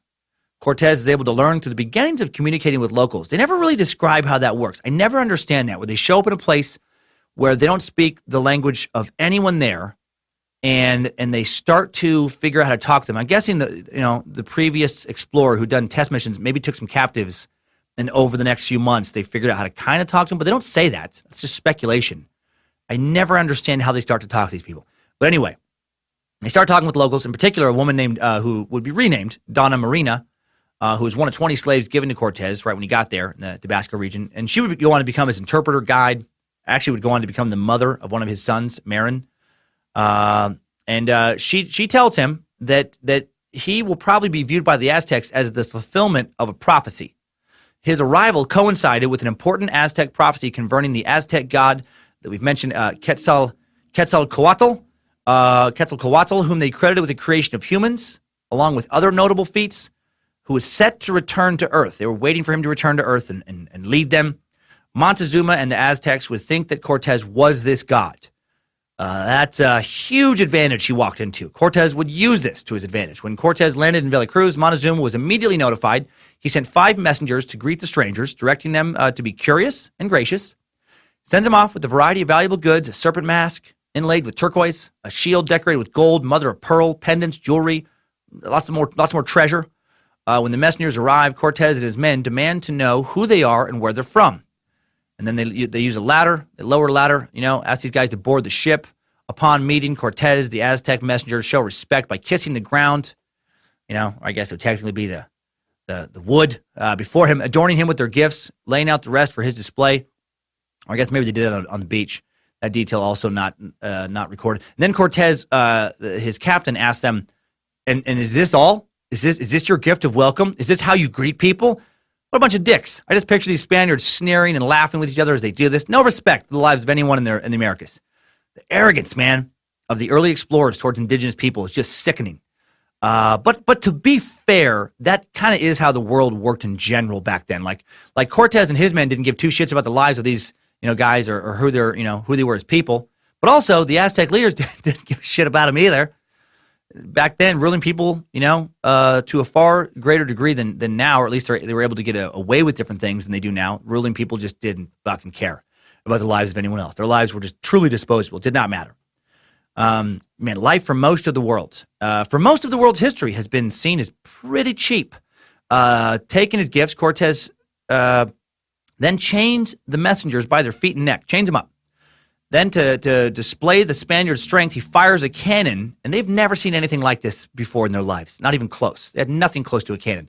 And it scared them so bad, they literally fainted. These warriors faint. Like, what the hell is that thing? It's so noisy. A noise they've never heard anything that loud, not even close.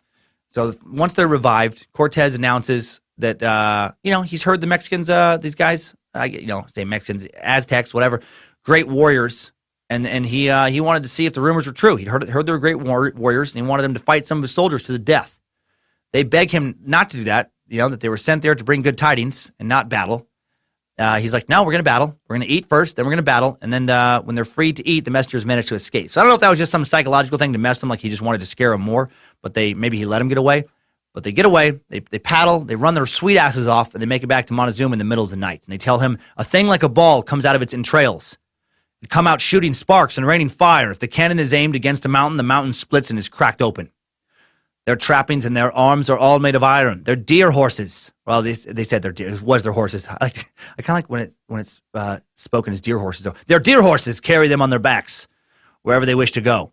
These deer, our Lord, are as tall as the roof of a house. Yeah, because they'd never seen deer before. The strangers' bodies are completely covered so that only their faces can be seen. Their skin is white, as if it were made of lime. And they go on to talk about, enormous dogs. They'd never seen those before. Strange food, more stuff, more weapons. They're terrified. He responds to this alarming news by sending out another group of men. This time he sends, quote, prophets, wizards, nobles, and warriors. Send the wizards. Time to bring in the wizards. He sends them some more gifts and sends some captives this time.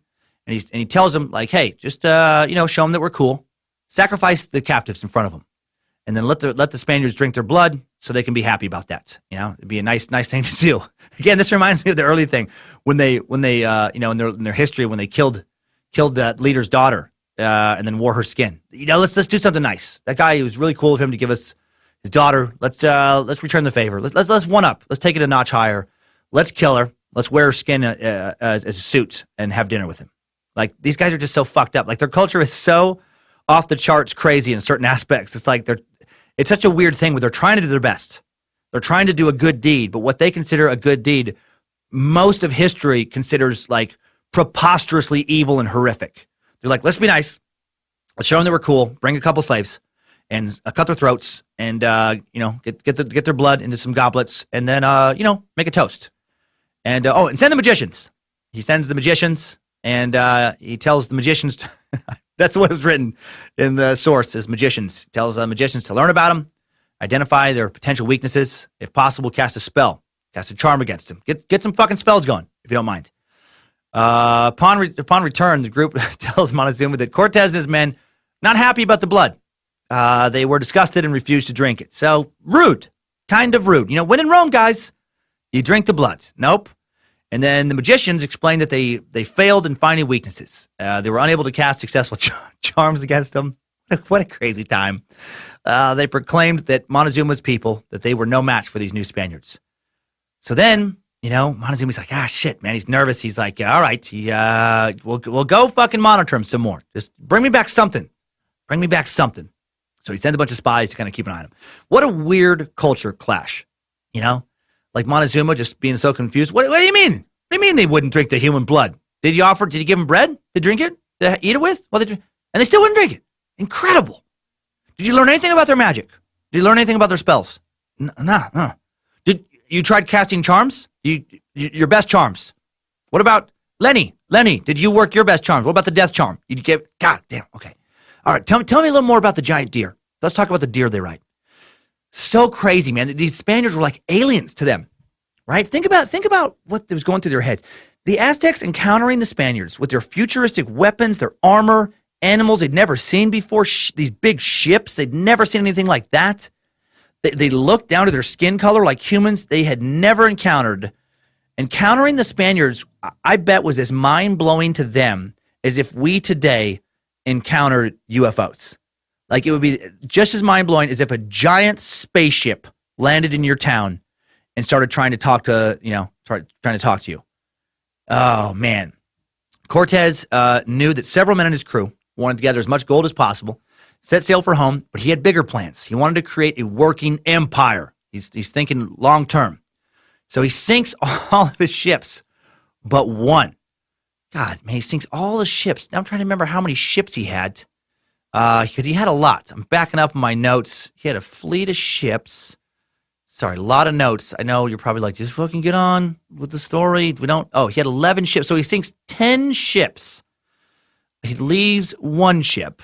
Yeah, and he's like, dude, no. The one ship he just left, by the way, just so he could, send a message to the, Holy Roman Emperor, the King of Spain, Charles V, and Charles's Queen, Joanna, telling them, like, hey, I'm going to bring you a lot of gold. You're going to see. I know I wasn't supposed to be here, but you're going to see that this is worth it. I'm going to get you guys so much gold.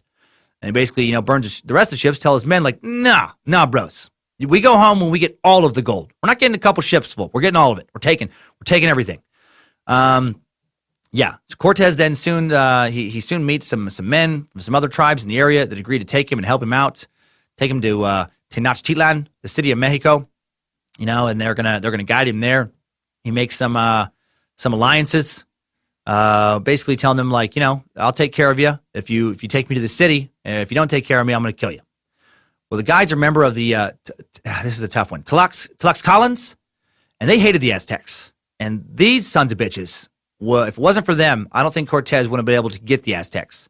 They had a big kind of little empire of their own, not nearly as big as the Aztecs, but they had a lot of dudes. And they've been forced to pay high taxes and provide, sacrificial tributes for years.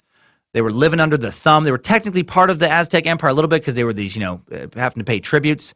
So they're like, oh, this might be our chance to get out from under them.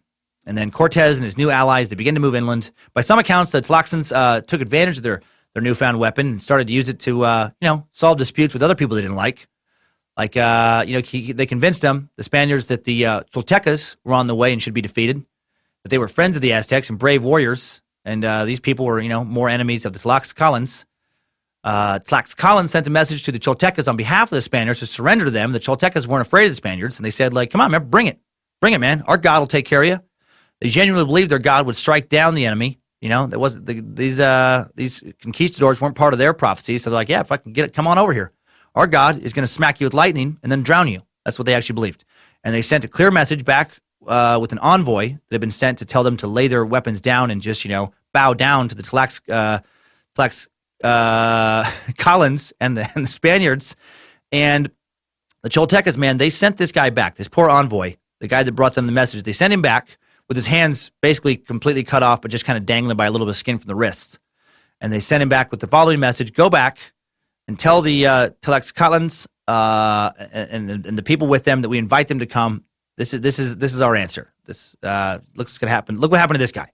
So Cortez then calls for an assembly with the Choltecas. He's like, hey man, let's not get crazy. No one needs to fight. Let's talk and work this out. And then when everyone shows up to the meeting place, they're not in war mode. He and his Tlaxcalan allies lock him in, beat him to death. So I keep messing up on this word because it's written in two ways. That's another thing. A lot of these times, man, some of these little smaller ones, they write it in three different ways. So sometimes I have it written down one way. Sometimes I have it written down another. Even when you look in even as like Wikipedia, it'll be like this tribe, but then it'll have like three variations of their name. So anyway, he and his bros, he and his buddies go after the guys they don't like. They kill 15 to 30,000 of them, burn portions of their capital city. Their god does not come to their defense, does not drown them, doesn't send any lightning down, doesn't help them out. Well, news travels quickly to the Aztecs that the Spaniards now, that they have an ally, the fucking whatever, the crazy ass names, the Tlaxcalans, and that they're causing some carnage. Montezuma hears about it. And Cortez now sends an advanced communication to Montezuma that if he accepts them and provides them with respect and gold, they have nothing to fear. He receives that news and he sends more gifts now to the Spaniards to appease them. He sends a ton of gold, some feathers, some jewels. Some accounts say this was done as a tax to keep them away. Others say it was like to welcome the return of the perceived god Quetzalcoatl, who Montezuma believed Cortez to be. We don't know for sure which is truth. Most historians seem to think he did think he was a god. What we do know is that Cortez, he heads over. November 8th, 1519, he makes his way to Tenochtitlan, and Montezuma meets him and his men at the causeway leading to the great city. They exchange gifts. The wide road leading to the city is covered in flowers for their arrival. The Aztec leader gives Cortez an Aztec calendar made out of gold and silver. At this point, history is again muddy. Cortez claims that Montezuma immediately hands him over the city, telling him, he believes him to be an Aztec god. Most historically preserved accounts agree with this. Again, the problem, though, is that, Cortez loved to embellish his own tales of conquest, and he happened to be in control of the narrative. Some first-hand accounts claim that Montezuma told Cortez, you have come to sit on your seat of authority, which I have kept for a while for you, where I have been in charge for you, for your agents, the rulers. Interpretation, though, is a tricky thing. And in the Aztec culture, I guess it was common to basically be sarcastic. They would say what was polite, but they would mean the opposite. So maybe he was like being sarcastic, Maybe he was being genuine and like, hey, God, I've been keeping your kingdom ready for you. We don't know. Maybe he said there's no reason to fight. Maybe he said there's plenty of gold for everybody. Maybe he said let's talk everything out after you get a good night's sleep on a Lisa mattress. Maybe he said that. We don't know for sure. There's a lot of things open to possibility. Yes, today's Timesuck is also brought to you by Lisa Mattress. Driven by the mission to provide a better place to sleep for everybody, Lisa is an innovative direct-to-consumer online mattress brand that is also socially conscious. In fact, for every 10 mattresses Lisa sells, they donate one to a shelter through their 110 program. They plant one tree for every mattress sold, donate 1% of each employee's time to volunteer for local causes. And if they would have been around back in the Aztec era, they would have been encouraging priests to do less sacrificing, cut less hearts out, take more naps. Lisa is designed for all types of sleepers. Features 3 premium foam layers, 2-inch Avena foam top layer for cooling and breathability. I feel like Montezuma would have enjoyed that.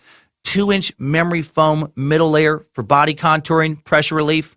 Maybe Cortez would have enjoyed that. 6-inch dense core support foam for durability and structure. I enjoy that. I'm sure this week while I'm camping, I'm going to be wishing, that I have my Lisa mattress with me in the tent.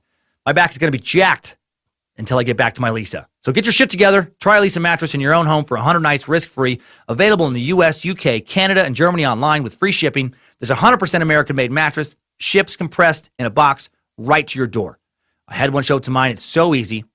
You can try it at the Lisa Dream Gallery in Soho, New York City. You can try it in Virginia Beach. Over 80 West Elm stores nationwide. Get $160 off when you go to Lisa, LEESA.com/Timesuck. Link in the episode description. All right. So maybe Montezuma didn't talk to Cortez about mattresses. Whatever was said, Montezuma took Cortez to his palace where the Spaniards lived in luxury. As a guest of the king, surveyed his remarkable city. Customs, great feasts were held. Tours of the city were given to newcomers. Gold and valuable gifts were bestowed on the Spaniards. Cortez responded by asking for more for his king. And of course, a bunch of people were sacrificed. Yeah, this is the Aztecs. That horrifies the Spaniards. Montezuma had previously been warned by his brother, Cuitlahuac, and his nephew, Cacotmatzin, that he should not trust the Spanish and they should act swiftly against him. And it's too bad he didn't listen, because that could have ended the Spaniards' advance. Probably would have, because they were greatly outnumbered. If they would have just killed him when they showed up, even with their allies, they probably could have taken him. But he didn't. He didn't listen to his brother. He's like, hey, who's the ruler here? Are you guys the ruler? Or am I the ruler? Hey, you remember last year when you told me that the corn would come in just fine with the sacrifice of only 1,000 kids? And I was like, why not 5,000? Maybe at least 2,000 really cute kids.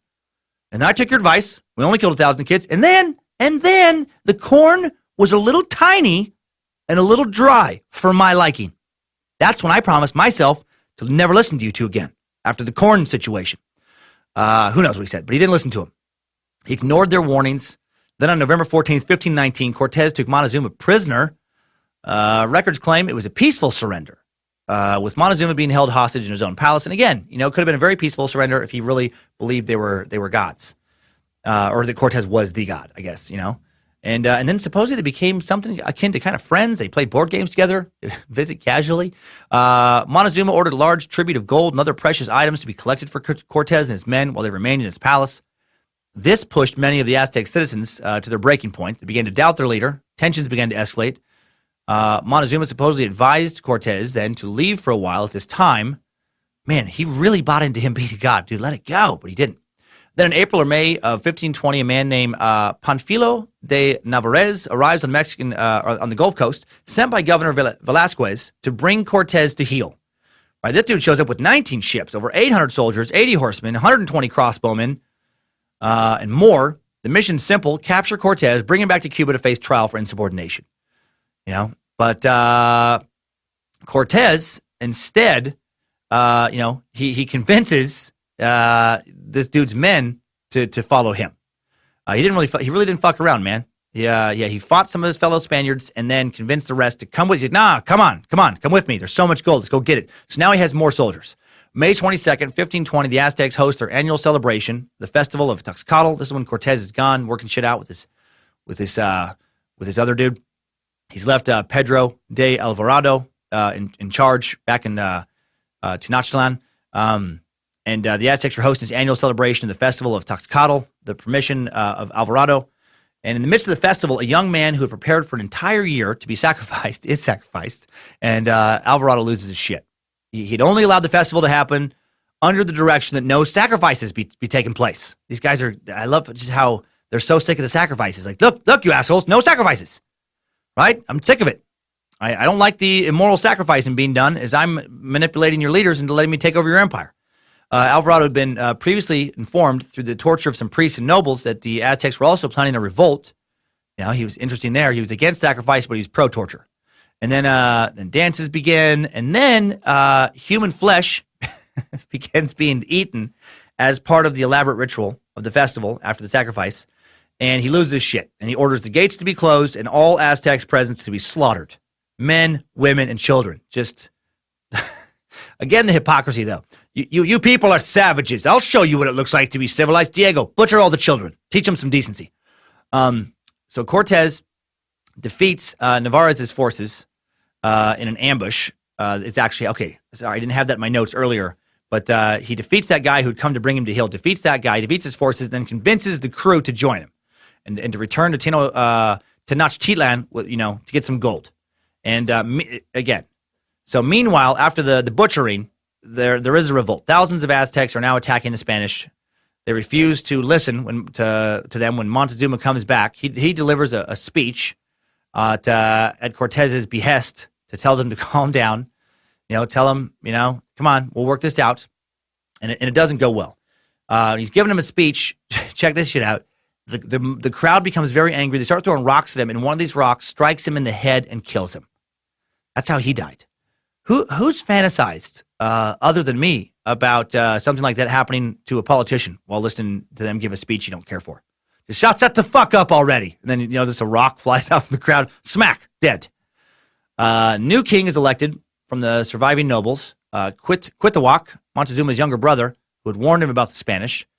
Now shit's not cool between the Spaniards and the Aztecs. On the night of June 30th, or the morning of July 1st, the Noche Triste, the night of sorrow, Cortez tries to sneak out of the city in the dead of night.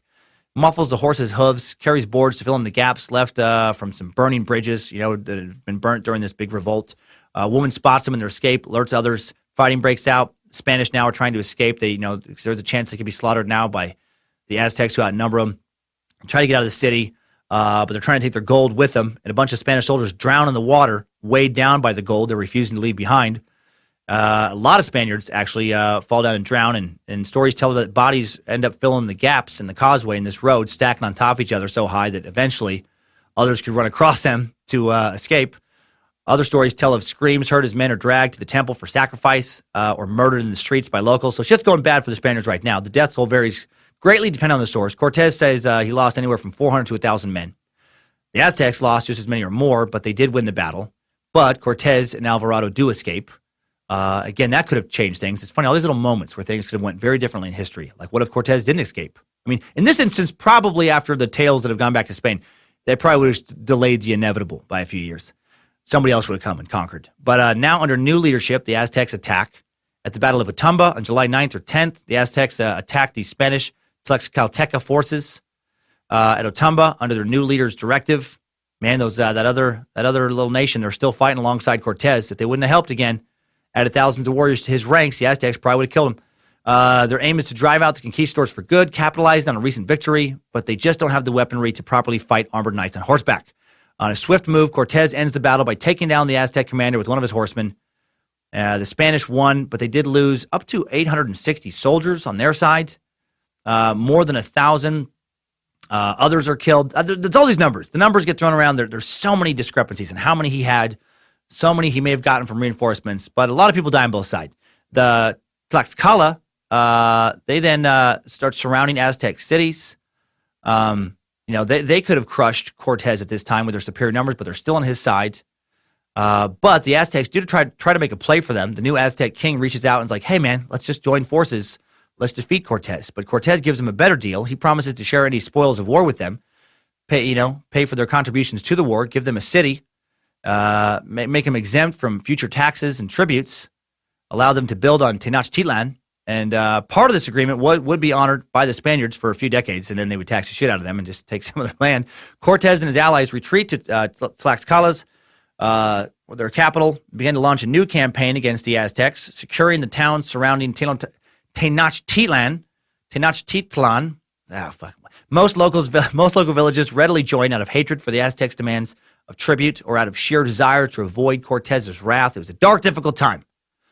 Food is scarce now. The city had closed its doors and shut off supply. The allies of Cortez resort to living off the flesh of their recently killed enemies, while the Christian conquistadors pretend not to notice, and they eat dogs and corn. Cortez's soldiers threaten to revolt. They want to return to Veracruz, but Cortez doesn't allow it. He's like, no, that's failure. And if he fails, he's going to be convicted as a traitor. But he knows if he wins and claims, the spoils for Spain, he's going to be a hero. So he convinces somehow the men following him to carry on and push forward. He orders some smaller ships and sloops to be built by his master shipbuilder to siege the city. He does start to get some reinforcements. He starts to receive some supplies and men from Spain because the crown did receive his letter, did receive his gold, did send some reinforcements to kind of help him secure everything over there. 1520, October, a tiny, powerful ally shows up, and this really wins the war for Cortez. Smallpox. Smallpox epidemic breaks out in Tenochtitlan. The Aztecs, they have they've never encountered a disease like this before. They have no natural immunity whatsoever. And then for 60 days, it burns the city and devastates them, kills about half the city. This is an eyewitness account. It says, many died from the plague. Many others died of hunger. They could not get up and search for food. Everyone else was too sick to take care for them. So they starved to death in their beds. By the time the danger was recognized, the plague was well established and nothing could halt it. Yeah, man. killed 50% of the Aztec population, 40% of the total native population in the area. You know, when you're at war and you lose half of your people to disease in just 2 months' time, you're probably going to lose the war. So this is another thing where it's like, you know, if that disease wouldn't have ravaged them, what would have happened then? Maybe they would have been able to fight back and properly battle the Spaniards. Who knows? The disease also reaches the Spanish, but they significantly less people die because they have some immunity to this disease. On December 4th, 1520, Cuitlahuac, the Aztec leader, he dies, probably of smallpox. Following month, Cortez goes on a major offensive in January 1521. The allied Spanish Tlaxcalas, and also another ally, some Texcocan forces, attacked towns and cities around Tenochtitlan. Over 10,000 new Tlaxcala soldiers now have joined Cortez. Thousands of soldiers from other cities are joining the cause. Everyone's pouring in now out of genuine hate for the Aztecs. Because remember, the Aztecs, they've made these people pay tributes for years. They've sacrificed their people for years. So when word kind of starts to spread that they might be able to take down the Aztecs, they don't know the Spaniards. They don't know how bad they're going to be, but they do know how bad the Aztecs were. So all that kind of comes back to haunt the Aztecs now. More Spanish ships land at Veracruz. More Spaniards show up. More munitions and horses on May 22nd show up. Cortez moves into position with possibly tens of thousands of soldiers now with him to direct a giant assault against Tenochtitlan. 13 shallow-bottom brigandines are mounted with cannons set into the lake around the city, giving Spanish control of it. Fresh water to the city is cut off. They cut off the access to the springs. The Aztec fight Cortez for control of the lake, launching up to 1,000 canoes, but those are no match for the cannons. The Aztecs, they're reeling from their massive losses from smallpox, starvation. It's chaos. They've lost a couple kings recently. Countless nobles have been lost. They need food. They need water. There's no way to exit. The Spanish have cut off all their supply routes.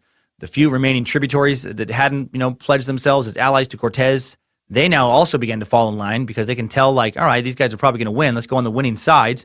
So they pile on. Inside the city, starvation and dehydration are running their course. Again, people are starting to drink salt water in desperation. Now they're getting sick from that. They're getting dysentery. They're starting to eat everything. They're so hungry. They're eating wood, leather, even softened brick. That's when you know you're fucking super hungry.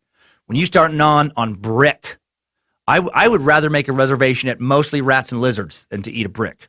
The Aztecs do incredibly win a small battle here and there. One time when Cortez pushes forward with an attack into the market square from the canals, he's wounded and nearly captured. After all that, 65 other Spanish soldiers are captured, and their heads are cut off. And this one Aztec General Guatemoc, proceeds to throw 5 of their heads at Alvarado's camp, 4 thrown in Cortez's camp, or thrown at Cortez's camp. Doesn't say exactly where they're thrown from, but it's just the fact that he threw them towards their camp. 6 thrown at some other dude's camp, sacrifices a bunch of them, sends their hands, feet, and skin to allied cities. They're continuing to sacrifice captives for consecutive nights. Let the Spanish conquistadors hear the screams. They're roasting some of the people they've taken and eating them, and then sending over parts of their eaten bodies, throwing that over the wall, telling the other people to go ahead and have their fill. They're fucking hardcore, man. Cortez, again, was a real asshole, but the Aztecs were pretty monstrous themselves. Cortez decides to wait him out a bit more, right? He keeps getting reinforcements. He's got food and water. Let's let him starve. Let's let him dehydrate a little bit more. And then in August 1521, they advance after months of strategy and battle. They make it into the city, and then days of chaotic fighting ensue. Heavy casualties on both sides. Unbelievable that the Aztecs are still able to fight back. They take positions on nearly every rooftop in their last act of defense. Accounts claim that they still continue to sacrifice up to about 70 more captives at the temple while the war is raging on in its final days. Just desperate. Just come on, corn god, please. Come on, war god. How many hearts do you need? How many hearts do you need before you help us? After several days of fighting, the few remaining leaders are far past weary, and they finally just surrender, try to negotiate with Cortez. August 13th, 1521, the remaining Aztecs just fucking beaten to shit, starved, dehydrated to surrender. And then within 3 years from this point, all of Mesoamerica would fall under Spanish control. Cortez demands that the gold lost in the La Noche Triste, the night, when they tried to sneak out of the city earlier with their gold-laden men drowning. He demands all that be returned to them. And then their living new leader, Cuauhtemoc, he's tortured for days, asked where the gold is. At one point, they boil his feet in oil, and then he confesses to dumping a lot of it in the lake. Yeah, I bet he confessed. Boiled in oil. He fights for the release of some citizens. asking that Cortez let them leave the city, which I guess he does agree to, but then thousands of other citizens are slaughtered. Thousands of those citizens are slaughtered, though. He agrees, but then his allies, the Tlaxcalas, they're like, I know, we want them fucking dead. And so they just start slaughtering, men, women, and children by the thousands, to the point that the Spaniards, write in their accounts that it disgusted them. They were like, Jesus, we just kicked the shit out of these guys, but you guys, you're taking it too far. Rampant looting takes place in the city. In 1522, Holy Roman Emperor Charles V names Cortez, after all this, Captain General of New Spain. Just 2 years earlier, he's being tracked down for treason. Fights his own countrymen. But now he's in charge of the land he's just conquered. Money talks. That's the lesson there, man. Money talks, doesn't it? Always has. Money has always made a lot of wrong suddenly seem very right, Just think about that in your life. Somebody, fuck somebody over big time, and then you're like, oh, I'm going to kick the shit out of them. And then you show up and they're like, hey, I got $1 million for you. Okay. I don't like what you did to Chuck, but all right. Cortez oversees the construction of a new capital on top of the ruins of Tenochtitlan. Slave labor is used to dismantle the Aztec temples, repurpose the stones. And then 1523, Cortez is named governor of New Spain. February 1525, Cortez accuses Cuauhtemoc, the last remaining Aztec ruler, of plotting to murder him. Who knows if it was actually true or not? Could have just said that just to get him out, out of the way and end the empire officially for good. And he has him hanged. And he is hanged, he's dead, and the empire is now officially over. It's pretty much over before this, but now it's officially over. And in February of 1525, we depart from today's Timesuck timeline. Good job, soldier. You made it back. Barely.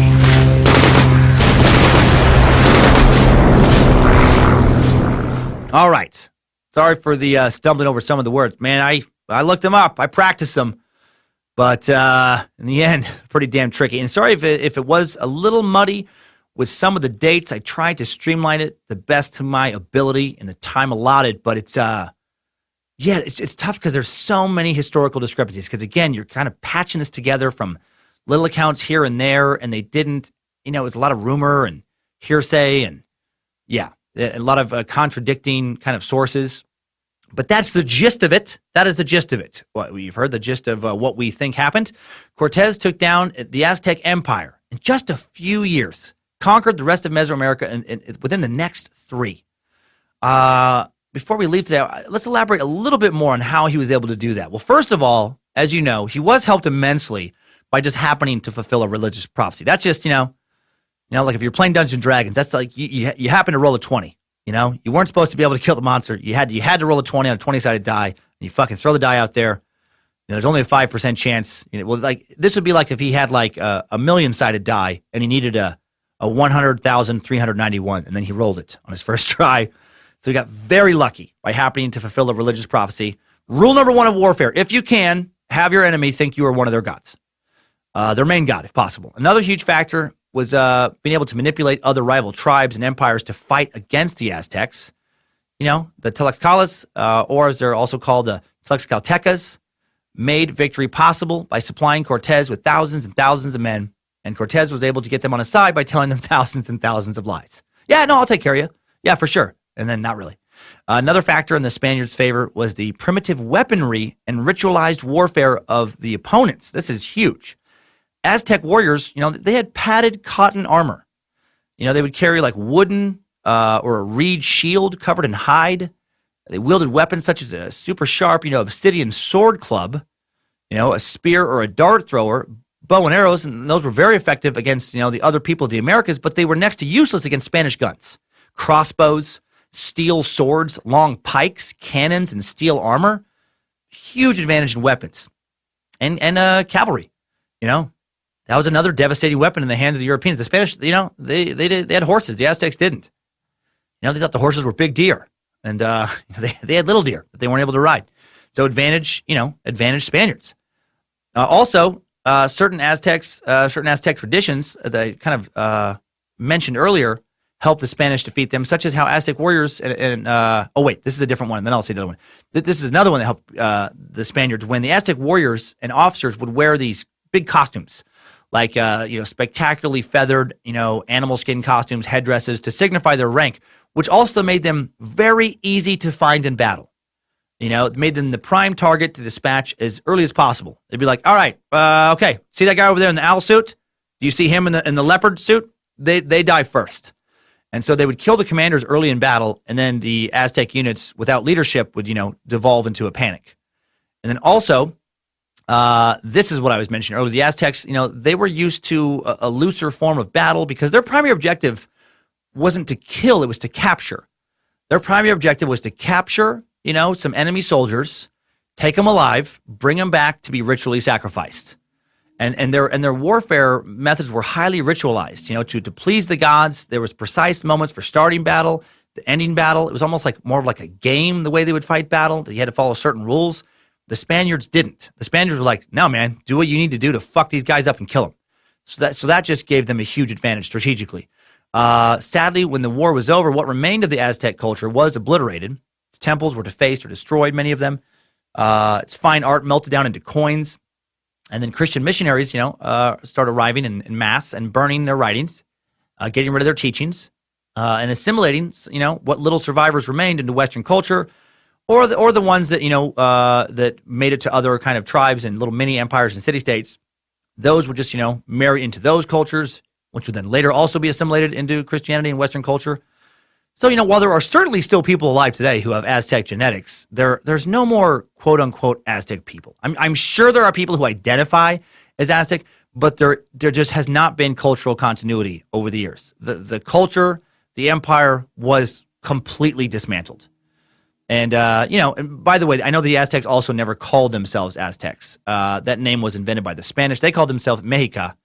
And again, there are many people living in and around Mexico City, for example, that are direct descendants of the Aztecs. But again, it's been hundreds of years since there was any real cultural tie to the Aztec civilization. So pretty crazy, man. Pretty crazy. They weren't given some kind of reservation or anything. They lost everything. They lost everything. And that is all I have for today about the Aztecs, except for today's top 5 takeaways. Timesuck Top 5 Takeaways. Number 1, Cortez arrived on the shores of present-day Mexico, February of 1519. At that time, the Aztecs, they were kicking ass, man. They were drinking chocolatey drinks, living in a fancy city with zoos and restaurants and floating gardens. Shit ton of people were getting their hearts cut out by insane priests. And then by August of 1521, just a year and a half later, they're done. Completely destroyed. What a very speedy demise. Almost all of their people dead and their culture obliterated in a year and a half. Number 2, Cortez was an asshole. The Aztecs were happy to give him lots and lots of gold, but it wasn't enough. They even let him be the leader. Let him be a living god. Not enough. He had to take everything from him. Number 3, the Aztecs' religion was super duper fucked up, man. Cutting kids' hearts out to make the corn god happy. Drowning other kids to make the water god happy. It's too far, you guys. It's way too far. I'm against it. Number 4, the Aztecs were one of many civilizations in Mesoamerica when Cortez showed up, and a few years after he did show up, all of them are gone. Smallpox plus no immunity to smallpox equals no bueno for locals. And number 5, new info. Modern historians actually don't believe, despite the legend of the Aztecs, that Tenochtitlan, the greatest city of Mesoamerica, the greatest of Mesoamerican mysteries, the Aztec capital was actually built by the Aztecs as they claim. Tenochtitlan, translated as the place where men become gods in the language of the Aztecs, likely found deserted by the Aztecs. It was likely that a lot of it was already built, and it was found deserted by them, and sometime in the 1300s, centuries after its abandonment. People now believe, some smart people now believe that Tenochtitlan was likely settled as early as 400 BCE. And it was only around 100 CE, in an era of robust population growth and increased urbanization in Mesoamerica, that the metropolis as we know it, with its wide boulevards and monumental pyramids, was built. So centuries before the Aztec, they think it might have already been there. As many as 200,000 people may have lived there by 400 CE. That's crazy.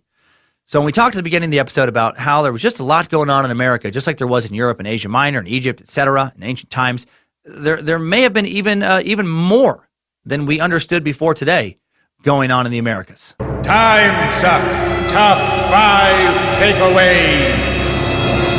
All right, the Aztec Empire has been sucked. Whew, it's a tricky one. I'm sweaty. I'm literally sweaty now. I was trying to power through that one. Get in my mouth, Montezuma. Get in my mouth, evil corn god. Get in there, dickhead Cortez. Hope that was a satisfying suck. Yeah, man, that was a very interesting story for me because I've always, I don't know if it's just maybe everyone in the United States learns about the Aztecs and stuff a little bit as a kid. I don't know if it's more in the West. I remember as a kid, seeing some pueblos. And I know this is not Aztec, but it could have been a derivative culture there. Some stone pueblos in Arizona, and actually getting to climb inside of them, which was probably illegal. But my dad didn't care about laws like that. And ever since then, been fascinated with Southwestern, Mesoamerican, South American ancient cultures. I'm sure someday we'll do it when in Inca suck as well, and I'm sure some other sucks in South America and Central America. Not sure who the good guy was in today's story. Man, a lot of bad guys, or I guess just products of their time. Maybe, I don't know, man. Crazy times. I can't get over the sacrifice, and I just can't get over the disregard that the Spaniards had for indigenous people. Big thanks to the Timesuck team, Harmony Vela Camp, Jesse Dobner, Reverend Dr. Josh Krell, Alex Dugan, the Bit Elixir team, beta testing right now, working on improving the app, improving the website, Danger Brain, Eric Radiker, Queen of the Suck, Lindsey Cummins. Huge thanks to Bojangles research team member, OG family member, Donna Hale. Who knew my tag-along little sis would turn out to be good at providing amazing research? She's actually very smart. No one in the family saw that coming. No, love you, Donna. Timesucker private Facebook group that's been getting more and more popular. People seem to really be enjoying that. We talk about it a lot on the Secret Suck. If you want in, I'm going to be providing a link in today's episode description. You just got to answer a question or two about the show that I promise you'll get right if you've listened to more than 2 episodes. And then you're in. And it's a community where people, line up little kind of, meetings. People are meeting each other and playing games now from that. People are forming new friendships. There's, I think, some relationships that have formed out of that. So you get in there if you want to get in the private Facebook group. We go dark with the Donner Party next week. Yeah, May of 1846. Wagon train full of American pioneers with names that will be easier to pronounce than this week. Yes. They head west to start new lives. They follow a new route called Hastings Cutoff, which was supposed to take time off of their 4 to 6 month journey. It didn't. Backfired. In November, they get stuck in heavy snow trying to get over the Sierra Nevada mountain range. About 4 months later, when a rescue party finally reaches them, about half of the 87 travelers are dead. And many of the living are only alive because they had been eating the dead. So more eating the dead. That wasn't intentional. That's a Space Lizard voted in topic. We had human sacrifice and wearing some skin this week. And we have eating people next week. We got a cannibalism theme for some reason. I don't remember ever having a cannibalism option pop up when I used to play Oregon Trail as a kid on my Commodore 64. That would have been an interesting choice. What if someone could have hacked that in there? You all of a sudden it's like, your wagon train stops. Like, would you like to take a shot at fellow traveler? And if if you press the space bar to hit him just right, then you get your health increases for eating one of your buddies. Anyway, we're gonna explore their journey, and I'm sure what life was like for the average American who took off to make a new life in their frontier of the American West. How do we get over? How do we get over here? How do we get over to the West back then? I'm excited for it, and I'm excited now for some Timesucker updates. Updates. Get your Timesucker updates. A funny update came in this week from Timesucker Kevin, and I apologize, I'm probably going to butcher your last name. Gyetvai? Gyettvai? I've never seen that one before. This really cracked me up. So Kevin, I got your first name right. Give me credit there. Dear Master, Kevin writes, this story should make you laugh. It did. I was listening to your podcast at work on Bluetooth headphones, and I went to grab a box, and all of a sudden it just stopped playing. Thinking I had lost signal from Bluetooth, I walked back to my station, but it wasn't my signal. The headphones had just died. So when I hit play again on full volume out of my phone, everyone around me heard, I'm going to have to suck them guys soon too. Suck them so hard. They deserve a good suck. So blank faces and awkward looks right away. I just kind of froze up and I didn't know what to say at first. Then I tried to explain it was just a funny podcast. But the rough warehouse crew I work with wasn't having it, started in on jokes right away on break. I am never going to hear the end of this. I am now open to gay jokes till the end of time. Laugh my ass off. You should suck the history of weed from earliest evidence to the ban in the 30s to now. Thank you, Kevin. Your story did make me laugh. Thanks for sending it in. Yeah, the history of weed would be great. Suck. And yeah, it just doesn't make sense. I get it when you try to explain like, no. It's about history it's just, that's a podcast. Yeah. When you just hear that out of context, it's like, oh, okay. All right. Just come on, dude. Come out. It's 2018. We're accepting. You don't have to just listen to all your suckery in private. Another quick funny one from Shane Bartlett. This is a very quick one. It cracked me up. Shane says, "Hey, Suckmaster. Every time I get in the car with my son, who is 3, he screams out, 'Timesuck!' That's adorable. He loves it, and it drives my wife insane. So it's a win-win. Keep on sucking. Win-win, Shane. You're raising a smart boy who's destined to have a super fucked up sense of humor now. I love it. I love that it drives your wife crazy. And now a paranormal update and more from Timesucker Luann Nyborg. Luann says, "Hail Nimrod, Reverend Dr. Dan. I discovered your podcast when you last visited Tampa and have been binging ever since. I'm a dedicated space lizard and I'm finally catching up." Oh, thank you. Finally catching up on both the Secret Suck as well as the regular episodes. Buckle up, Buttercup. Been saving up a few things. LOL. First, you're a mush mouth, and I'm loving it. Oh, thank God, because it stresses me the fuck out. I end up laughing in my car while you are saving the drivers around me from my road ragey tendencies. I have an hour drive, mostly at under 35 miles per hour on a fucking freeway, and you have become my entertainment and companion. Yes. Next, you asked for paranormal stories, and this sticks out. When my daughter was 5 or 6, these stories always creep me out. Getting ready for goosebumps. She let me know that, quote, "Grandma said it's going to be okay." Couple things about this. I was stressed and struggling since my hubby traveled a lot of the time. Neither my mom or mother-in-law were referred to as grandma. They were Nana and Oma, Dutch for grandma, respectively. When I asked her to describe grandma, she described my grandmother, who had passed on when I was 7. And I had no pictures of her in my house anywhere. Oh, shit. Now I got goosebumps. Nah, the goosebumps were here. I am convinced I am haunted by her. Of course, my daughter and I have her middle name, so there's a deeper connection, as well as a story for another time. Woo! Also, I just finished your Secret Suck episode 14. I think the psychic you were talking about was Michio Kaku. Yeah, respected. It was. Finally, planning on dragging my family to your August show in Tampa. Would love to see a Priestess of Lucifina Vestal Anti-Virgin t-shirt available. Well, we will get some Lucifina stuff here eventually. We're talking about that now. It just takes a little bit for this stuff to develop. But yes, thank you. Sorry for the lengthy message. No, don't be sorry. I've been saving up. Hail Lucifina, space lizard and dedicated member of the cult of the curious Luann. I love the bonding with Lucifina that a lot of the lady suckers have been doing. I like it. I like that we have one of each. 2 crazy gods. Nimrod and Lucifina. They're both bananas. Thanks, Luann. See you in Tampa. Last one, an interesting satanic update from Jonathan Kyle, Timesucker. Says, "Dear Suckmaster, the Supreme and Herald of Bojangles, and Prophet of Nimrod, hail Nimrod. I write to you today to give praise for Timesuck and the amount of knowledge on the weird and curious I've gained, and to complain/educate you on my religion." That's fair. After listening to the Elisa Lam Timesuck, you brought up Richard Ramirez and Satanism, and while you were correct in one definition of Satanism, you also discredited another that's been practiced for centuries, and that would be theistic Satanists who actually worship Satan and do satanic rituals. Okay. I do apologize for how long this email is, and I hope I'm not taking up too much of your time or annoying you. Nope. I just thought I'd spread light of the plight of every theistical Satanist, who are told they're not true Satanists because they worship Satan when Anton LaVey stole our religion's name and religious symbols. I hope this was enlightening and makes you curious to do some research on one of the most misunderstood religions of the world. Hail Nimrod, and have an amazing day. P.S. I'm not one of those nut jobs like Ramirez who murders and rapes animals and people for Satan. My sect has strict rules against that. Well, that's good. Unless it's in self-defense. And I'm assuming you mean just the murder. That'd be weird to rape in self-defense. But I know you're not. To rape an animal in self-defense. I didn't want to rape the dog, but the dog was coming for me. And, shit got weird. No. And even then it comes with severe punishment. Yes, Jonathan, thank you. That's very interesting. And you know what? Yes, I and probably most people in our culture do have a tendency to be pretty quickly dismissive of Satanism without knowing really anything about it. And I'll admit, I've made fun of it a lot. And to be totally honest, I do not know much about it. I do know there's various versions. The one you're speaking of, I don't know anything really about it.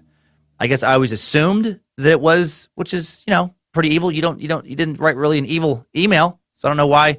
I do want to look into that. I have wanted to do Anton LaVey one of these days, and that I feel like a suck on LaVey and Satan would lead organically into an exploration of the various versions of the religion you speak of. Yes. So one day we will suck it.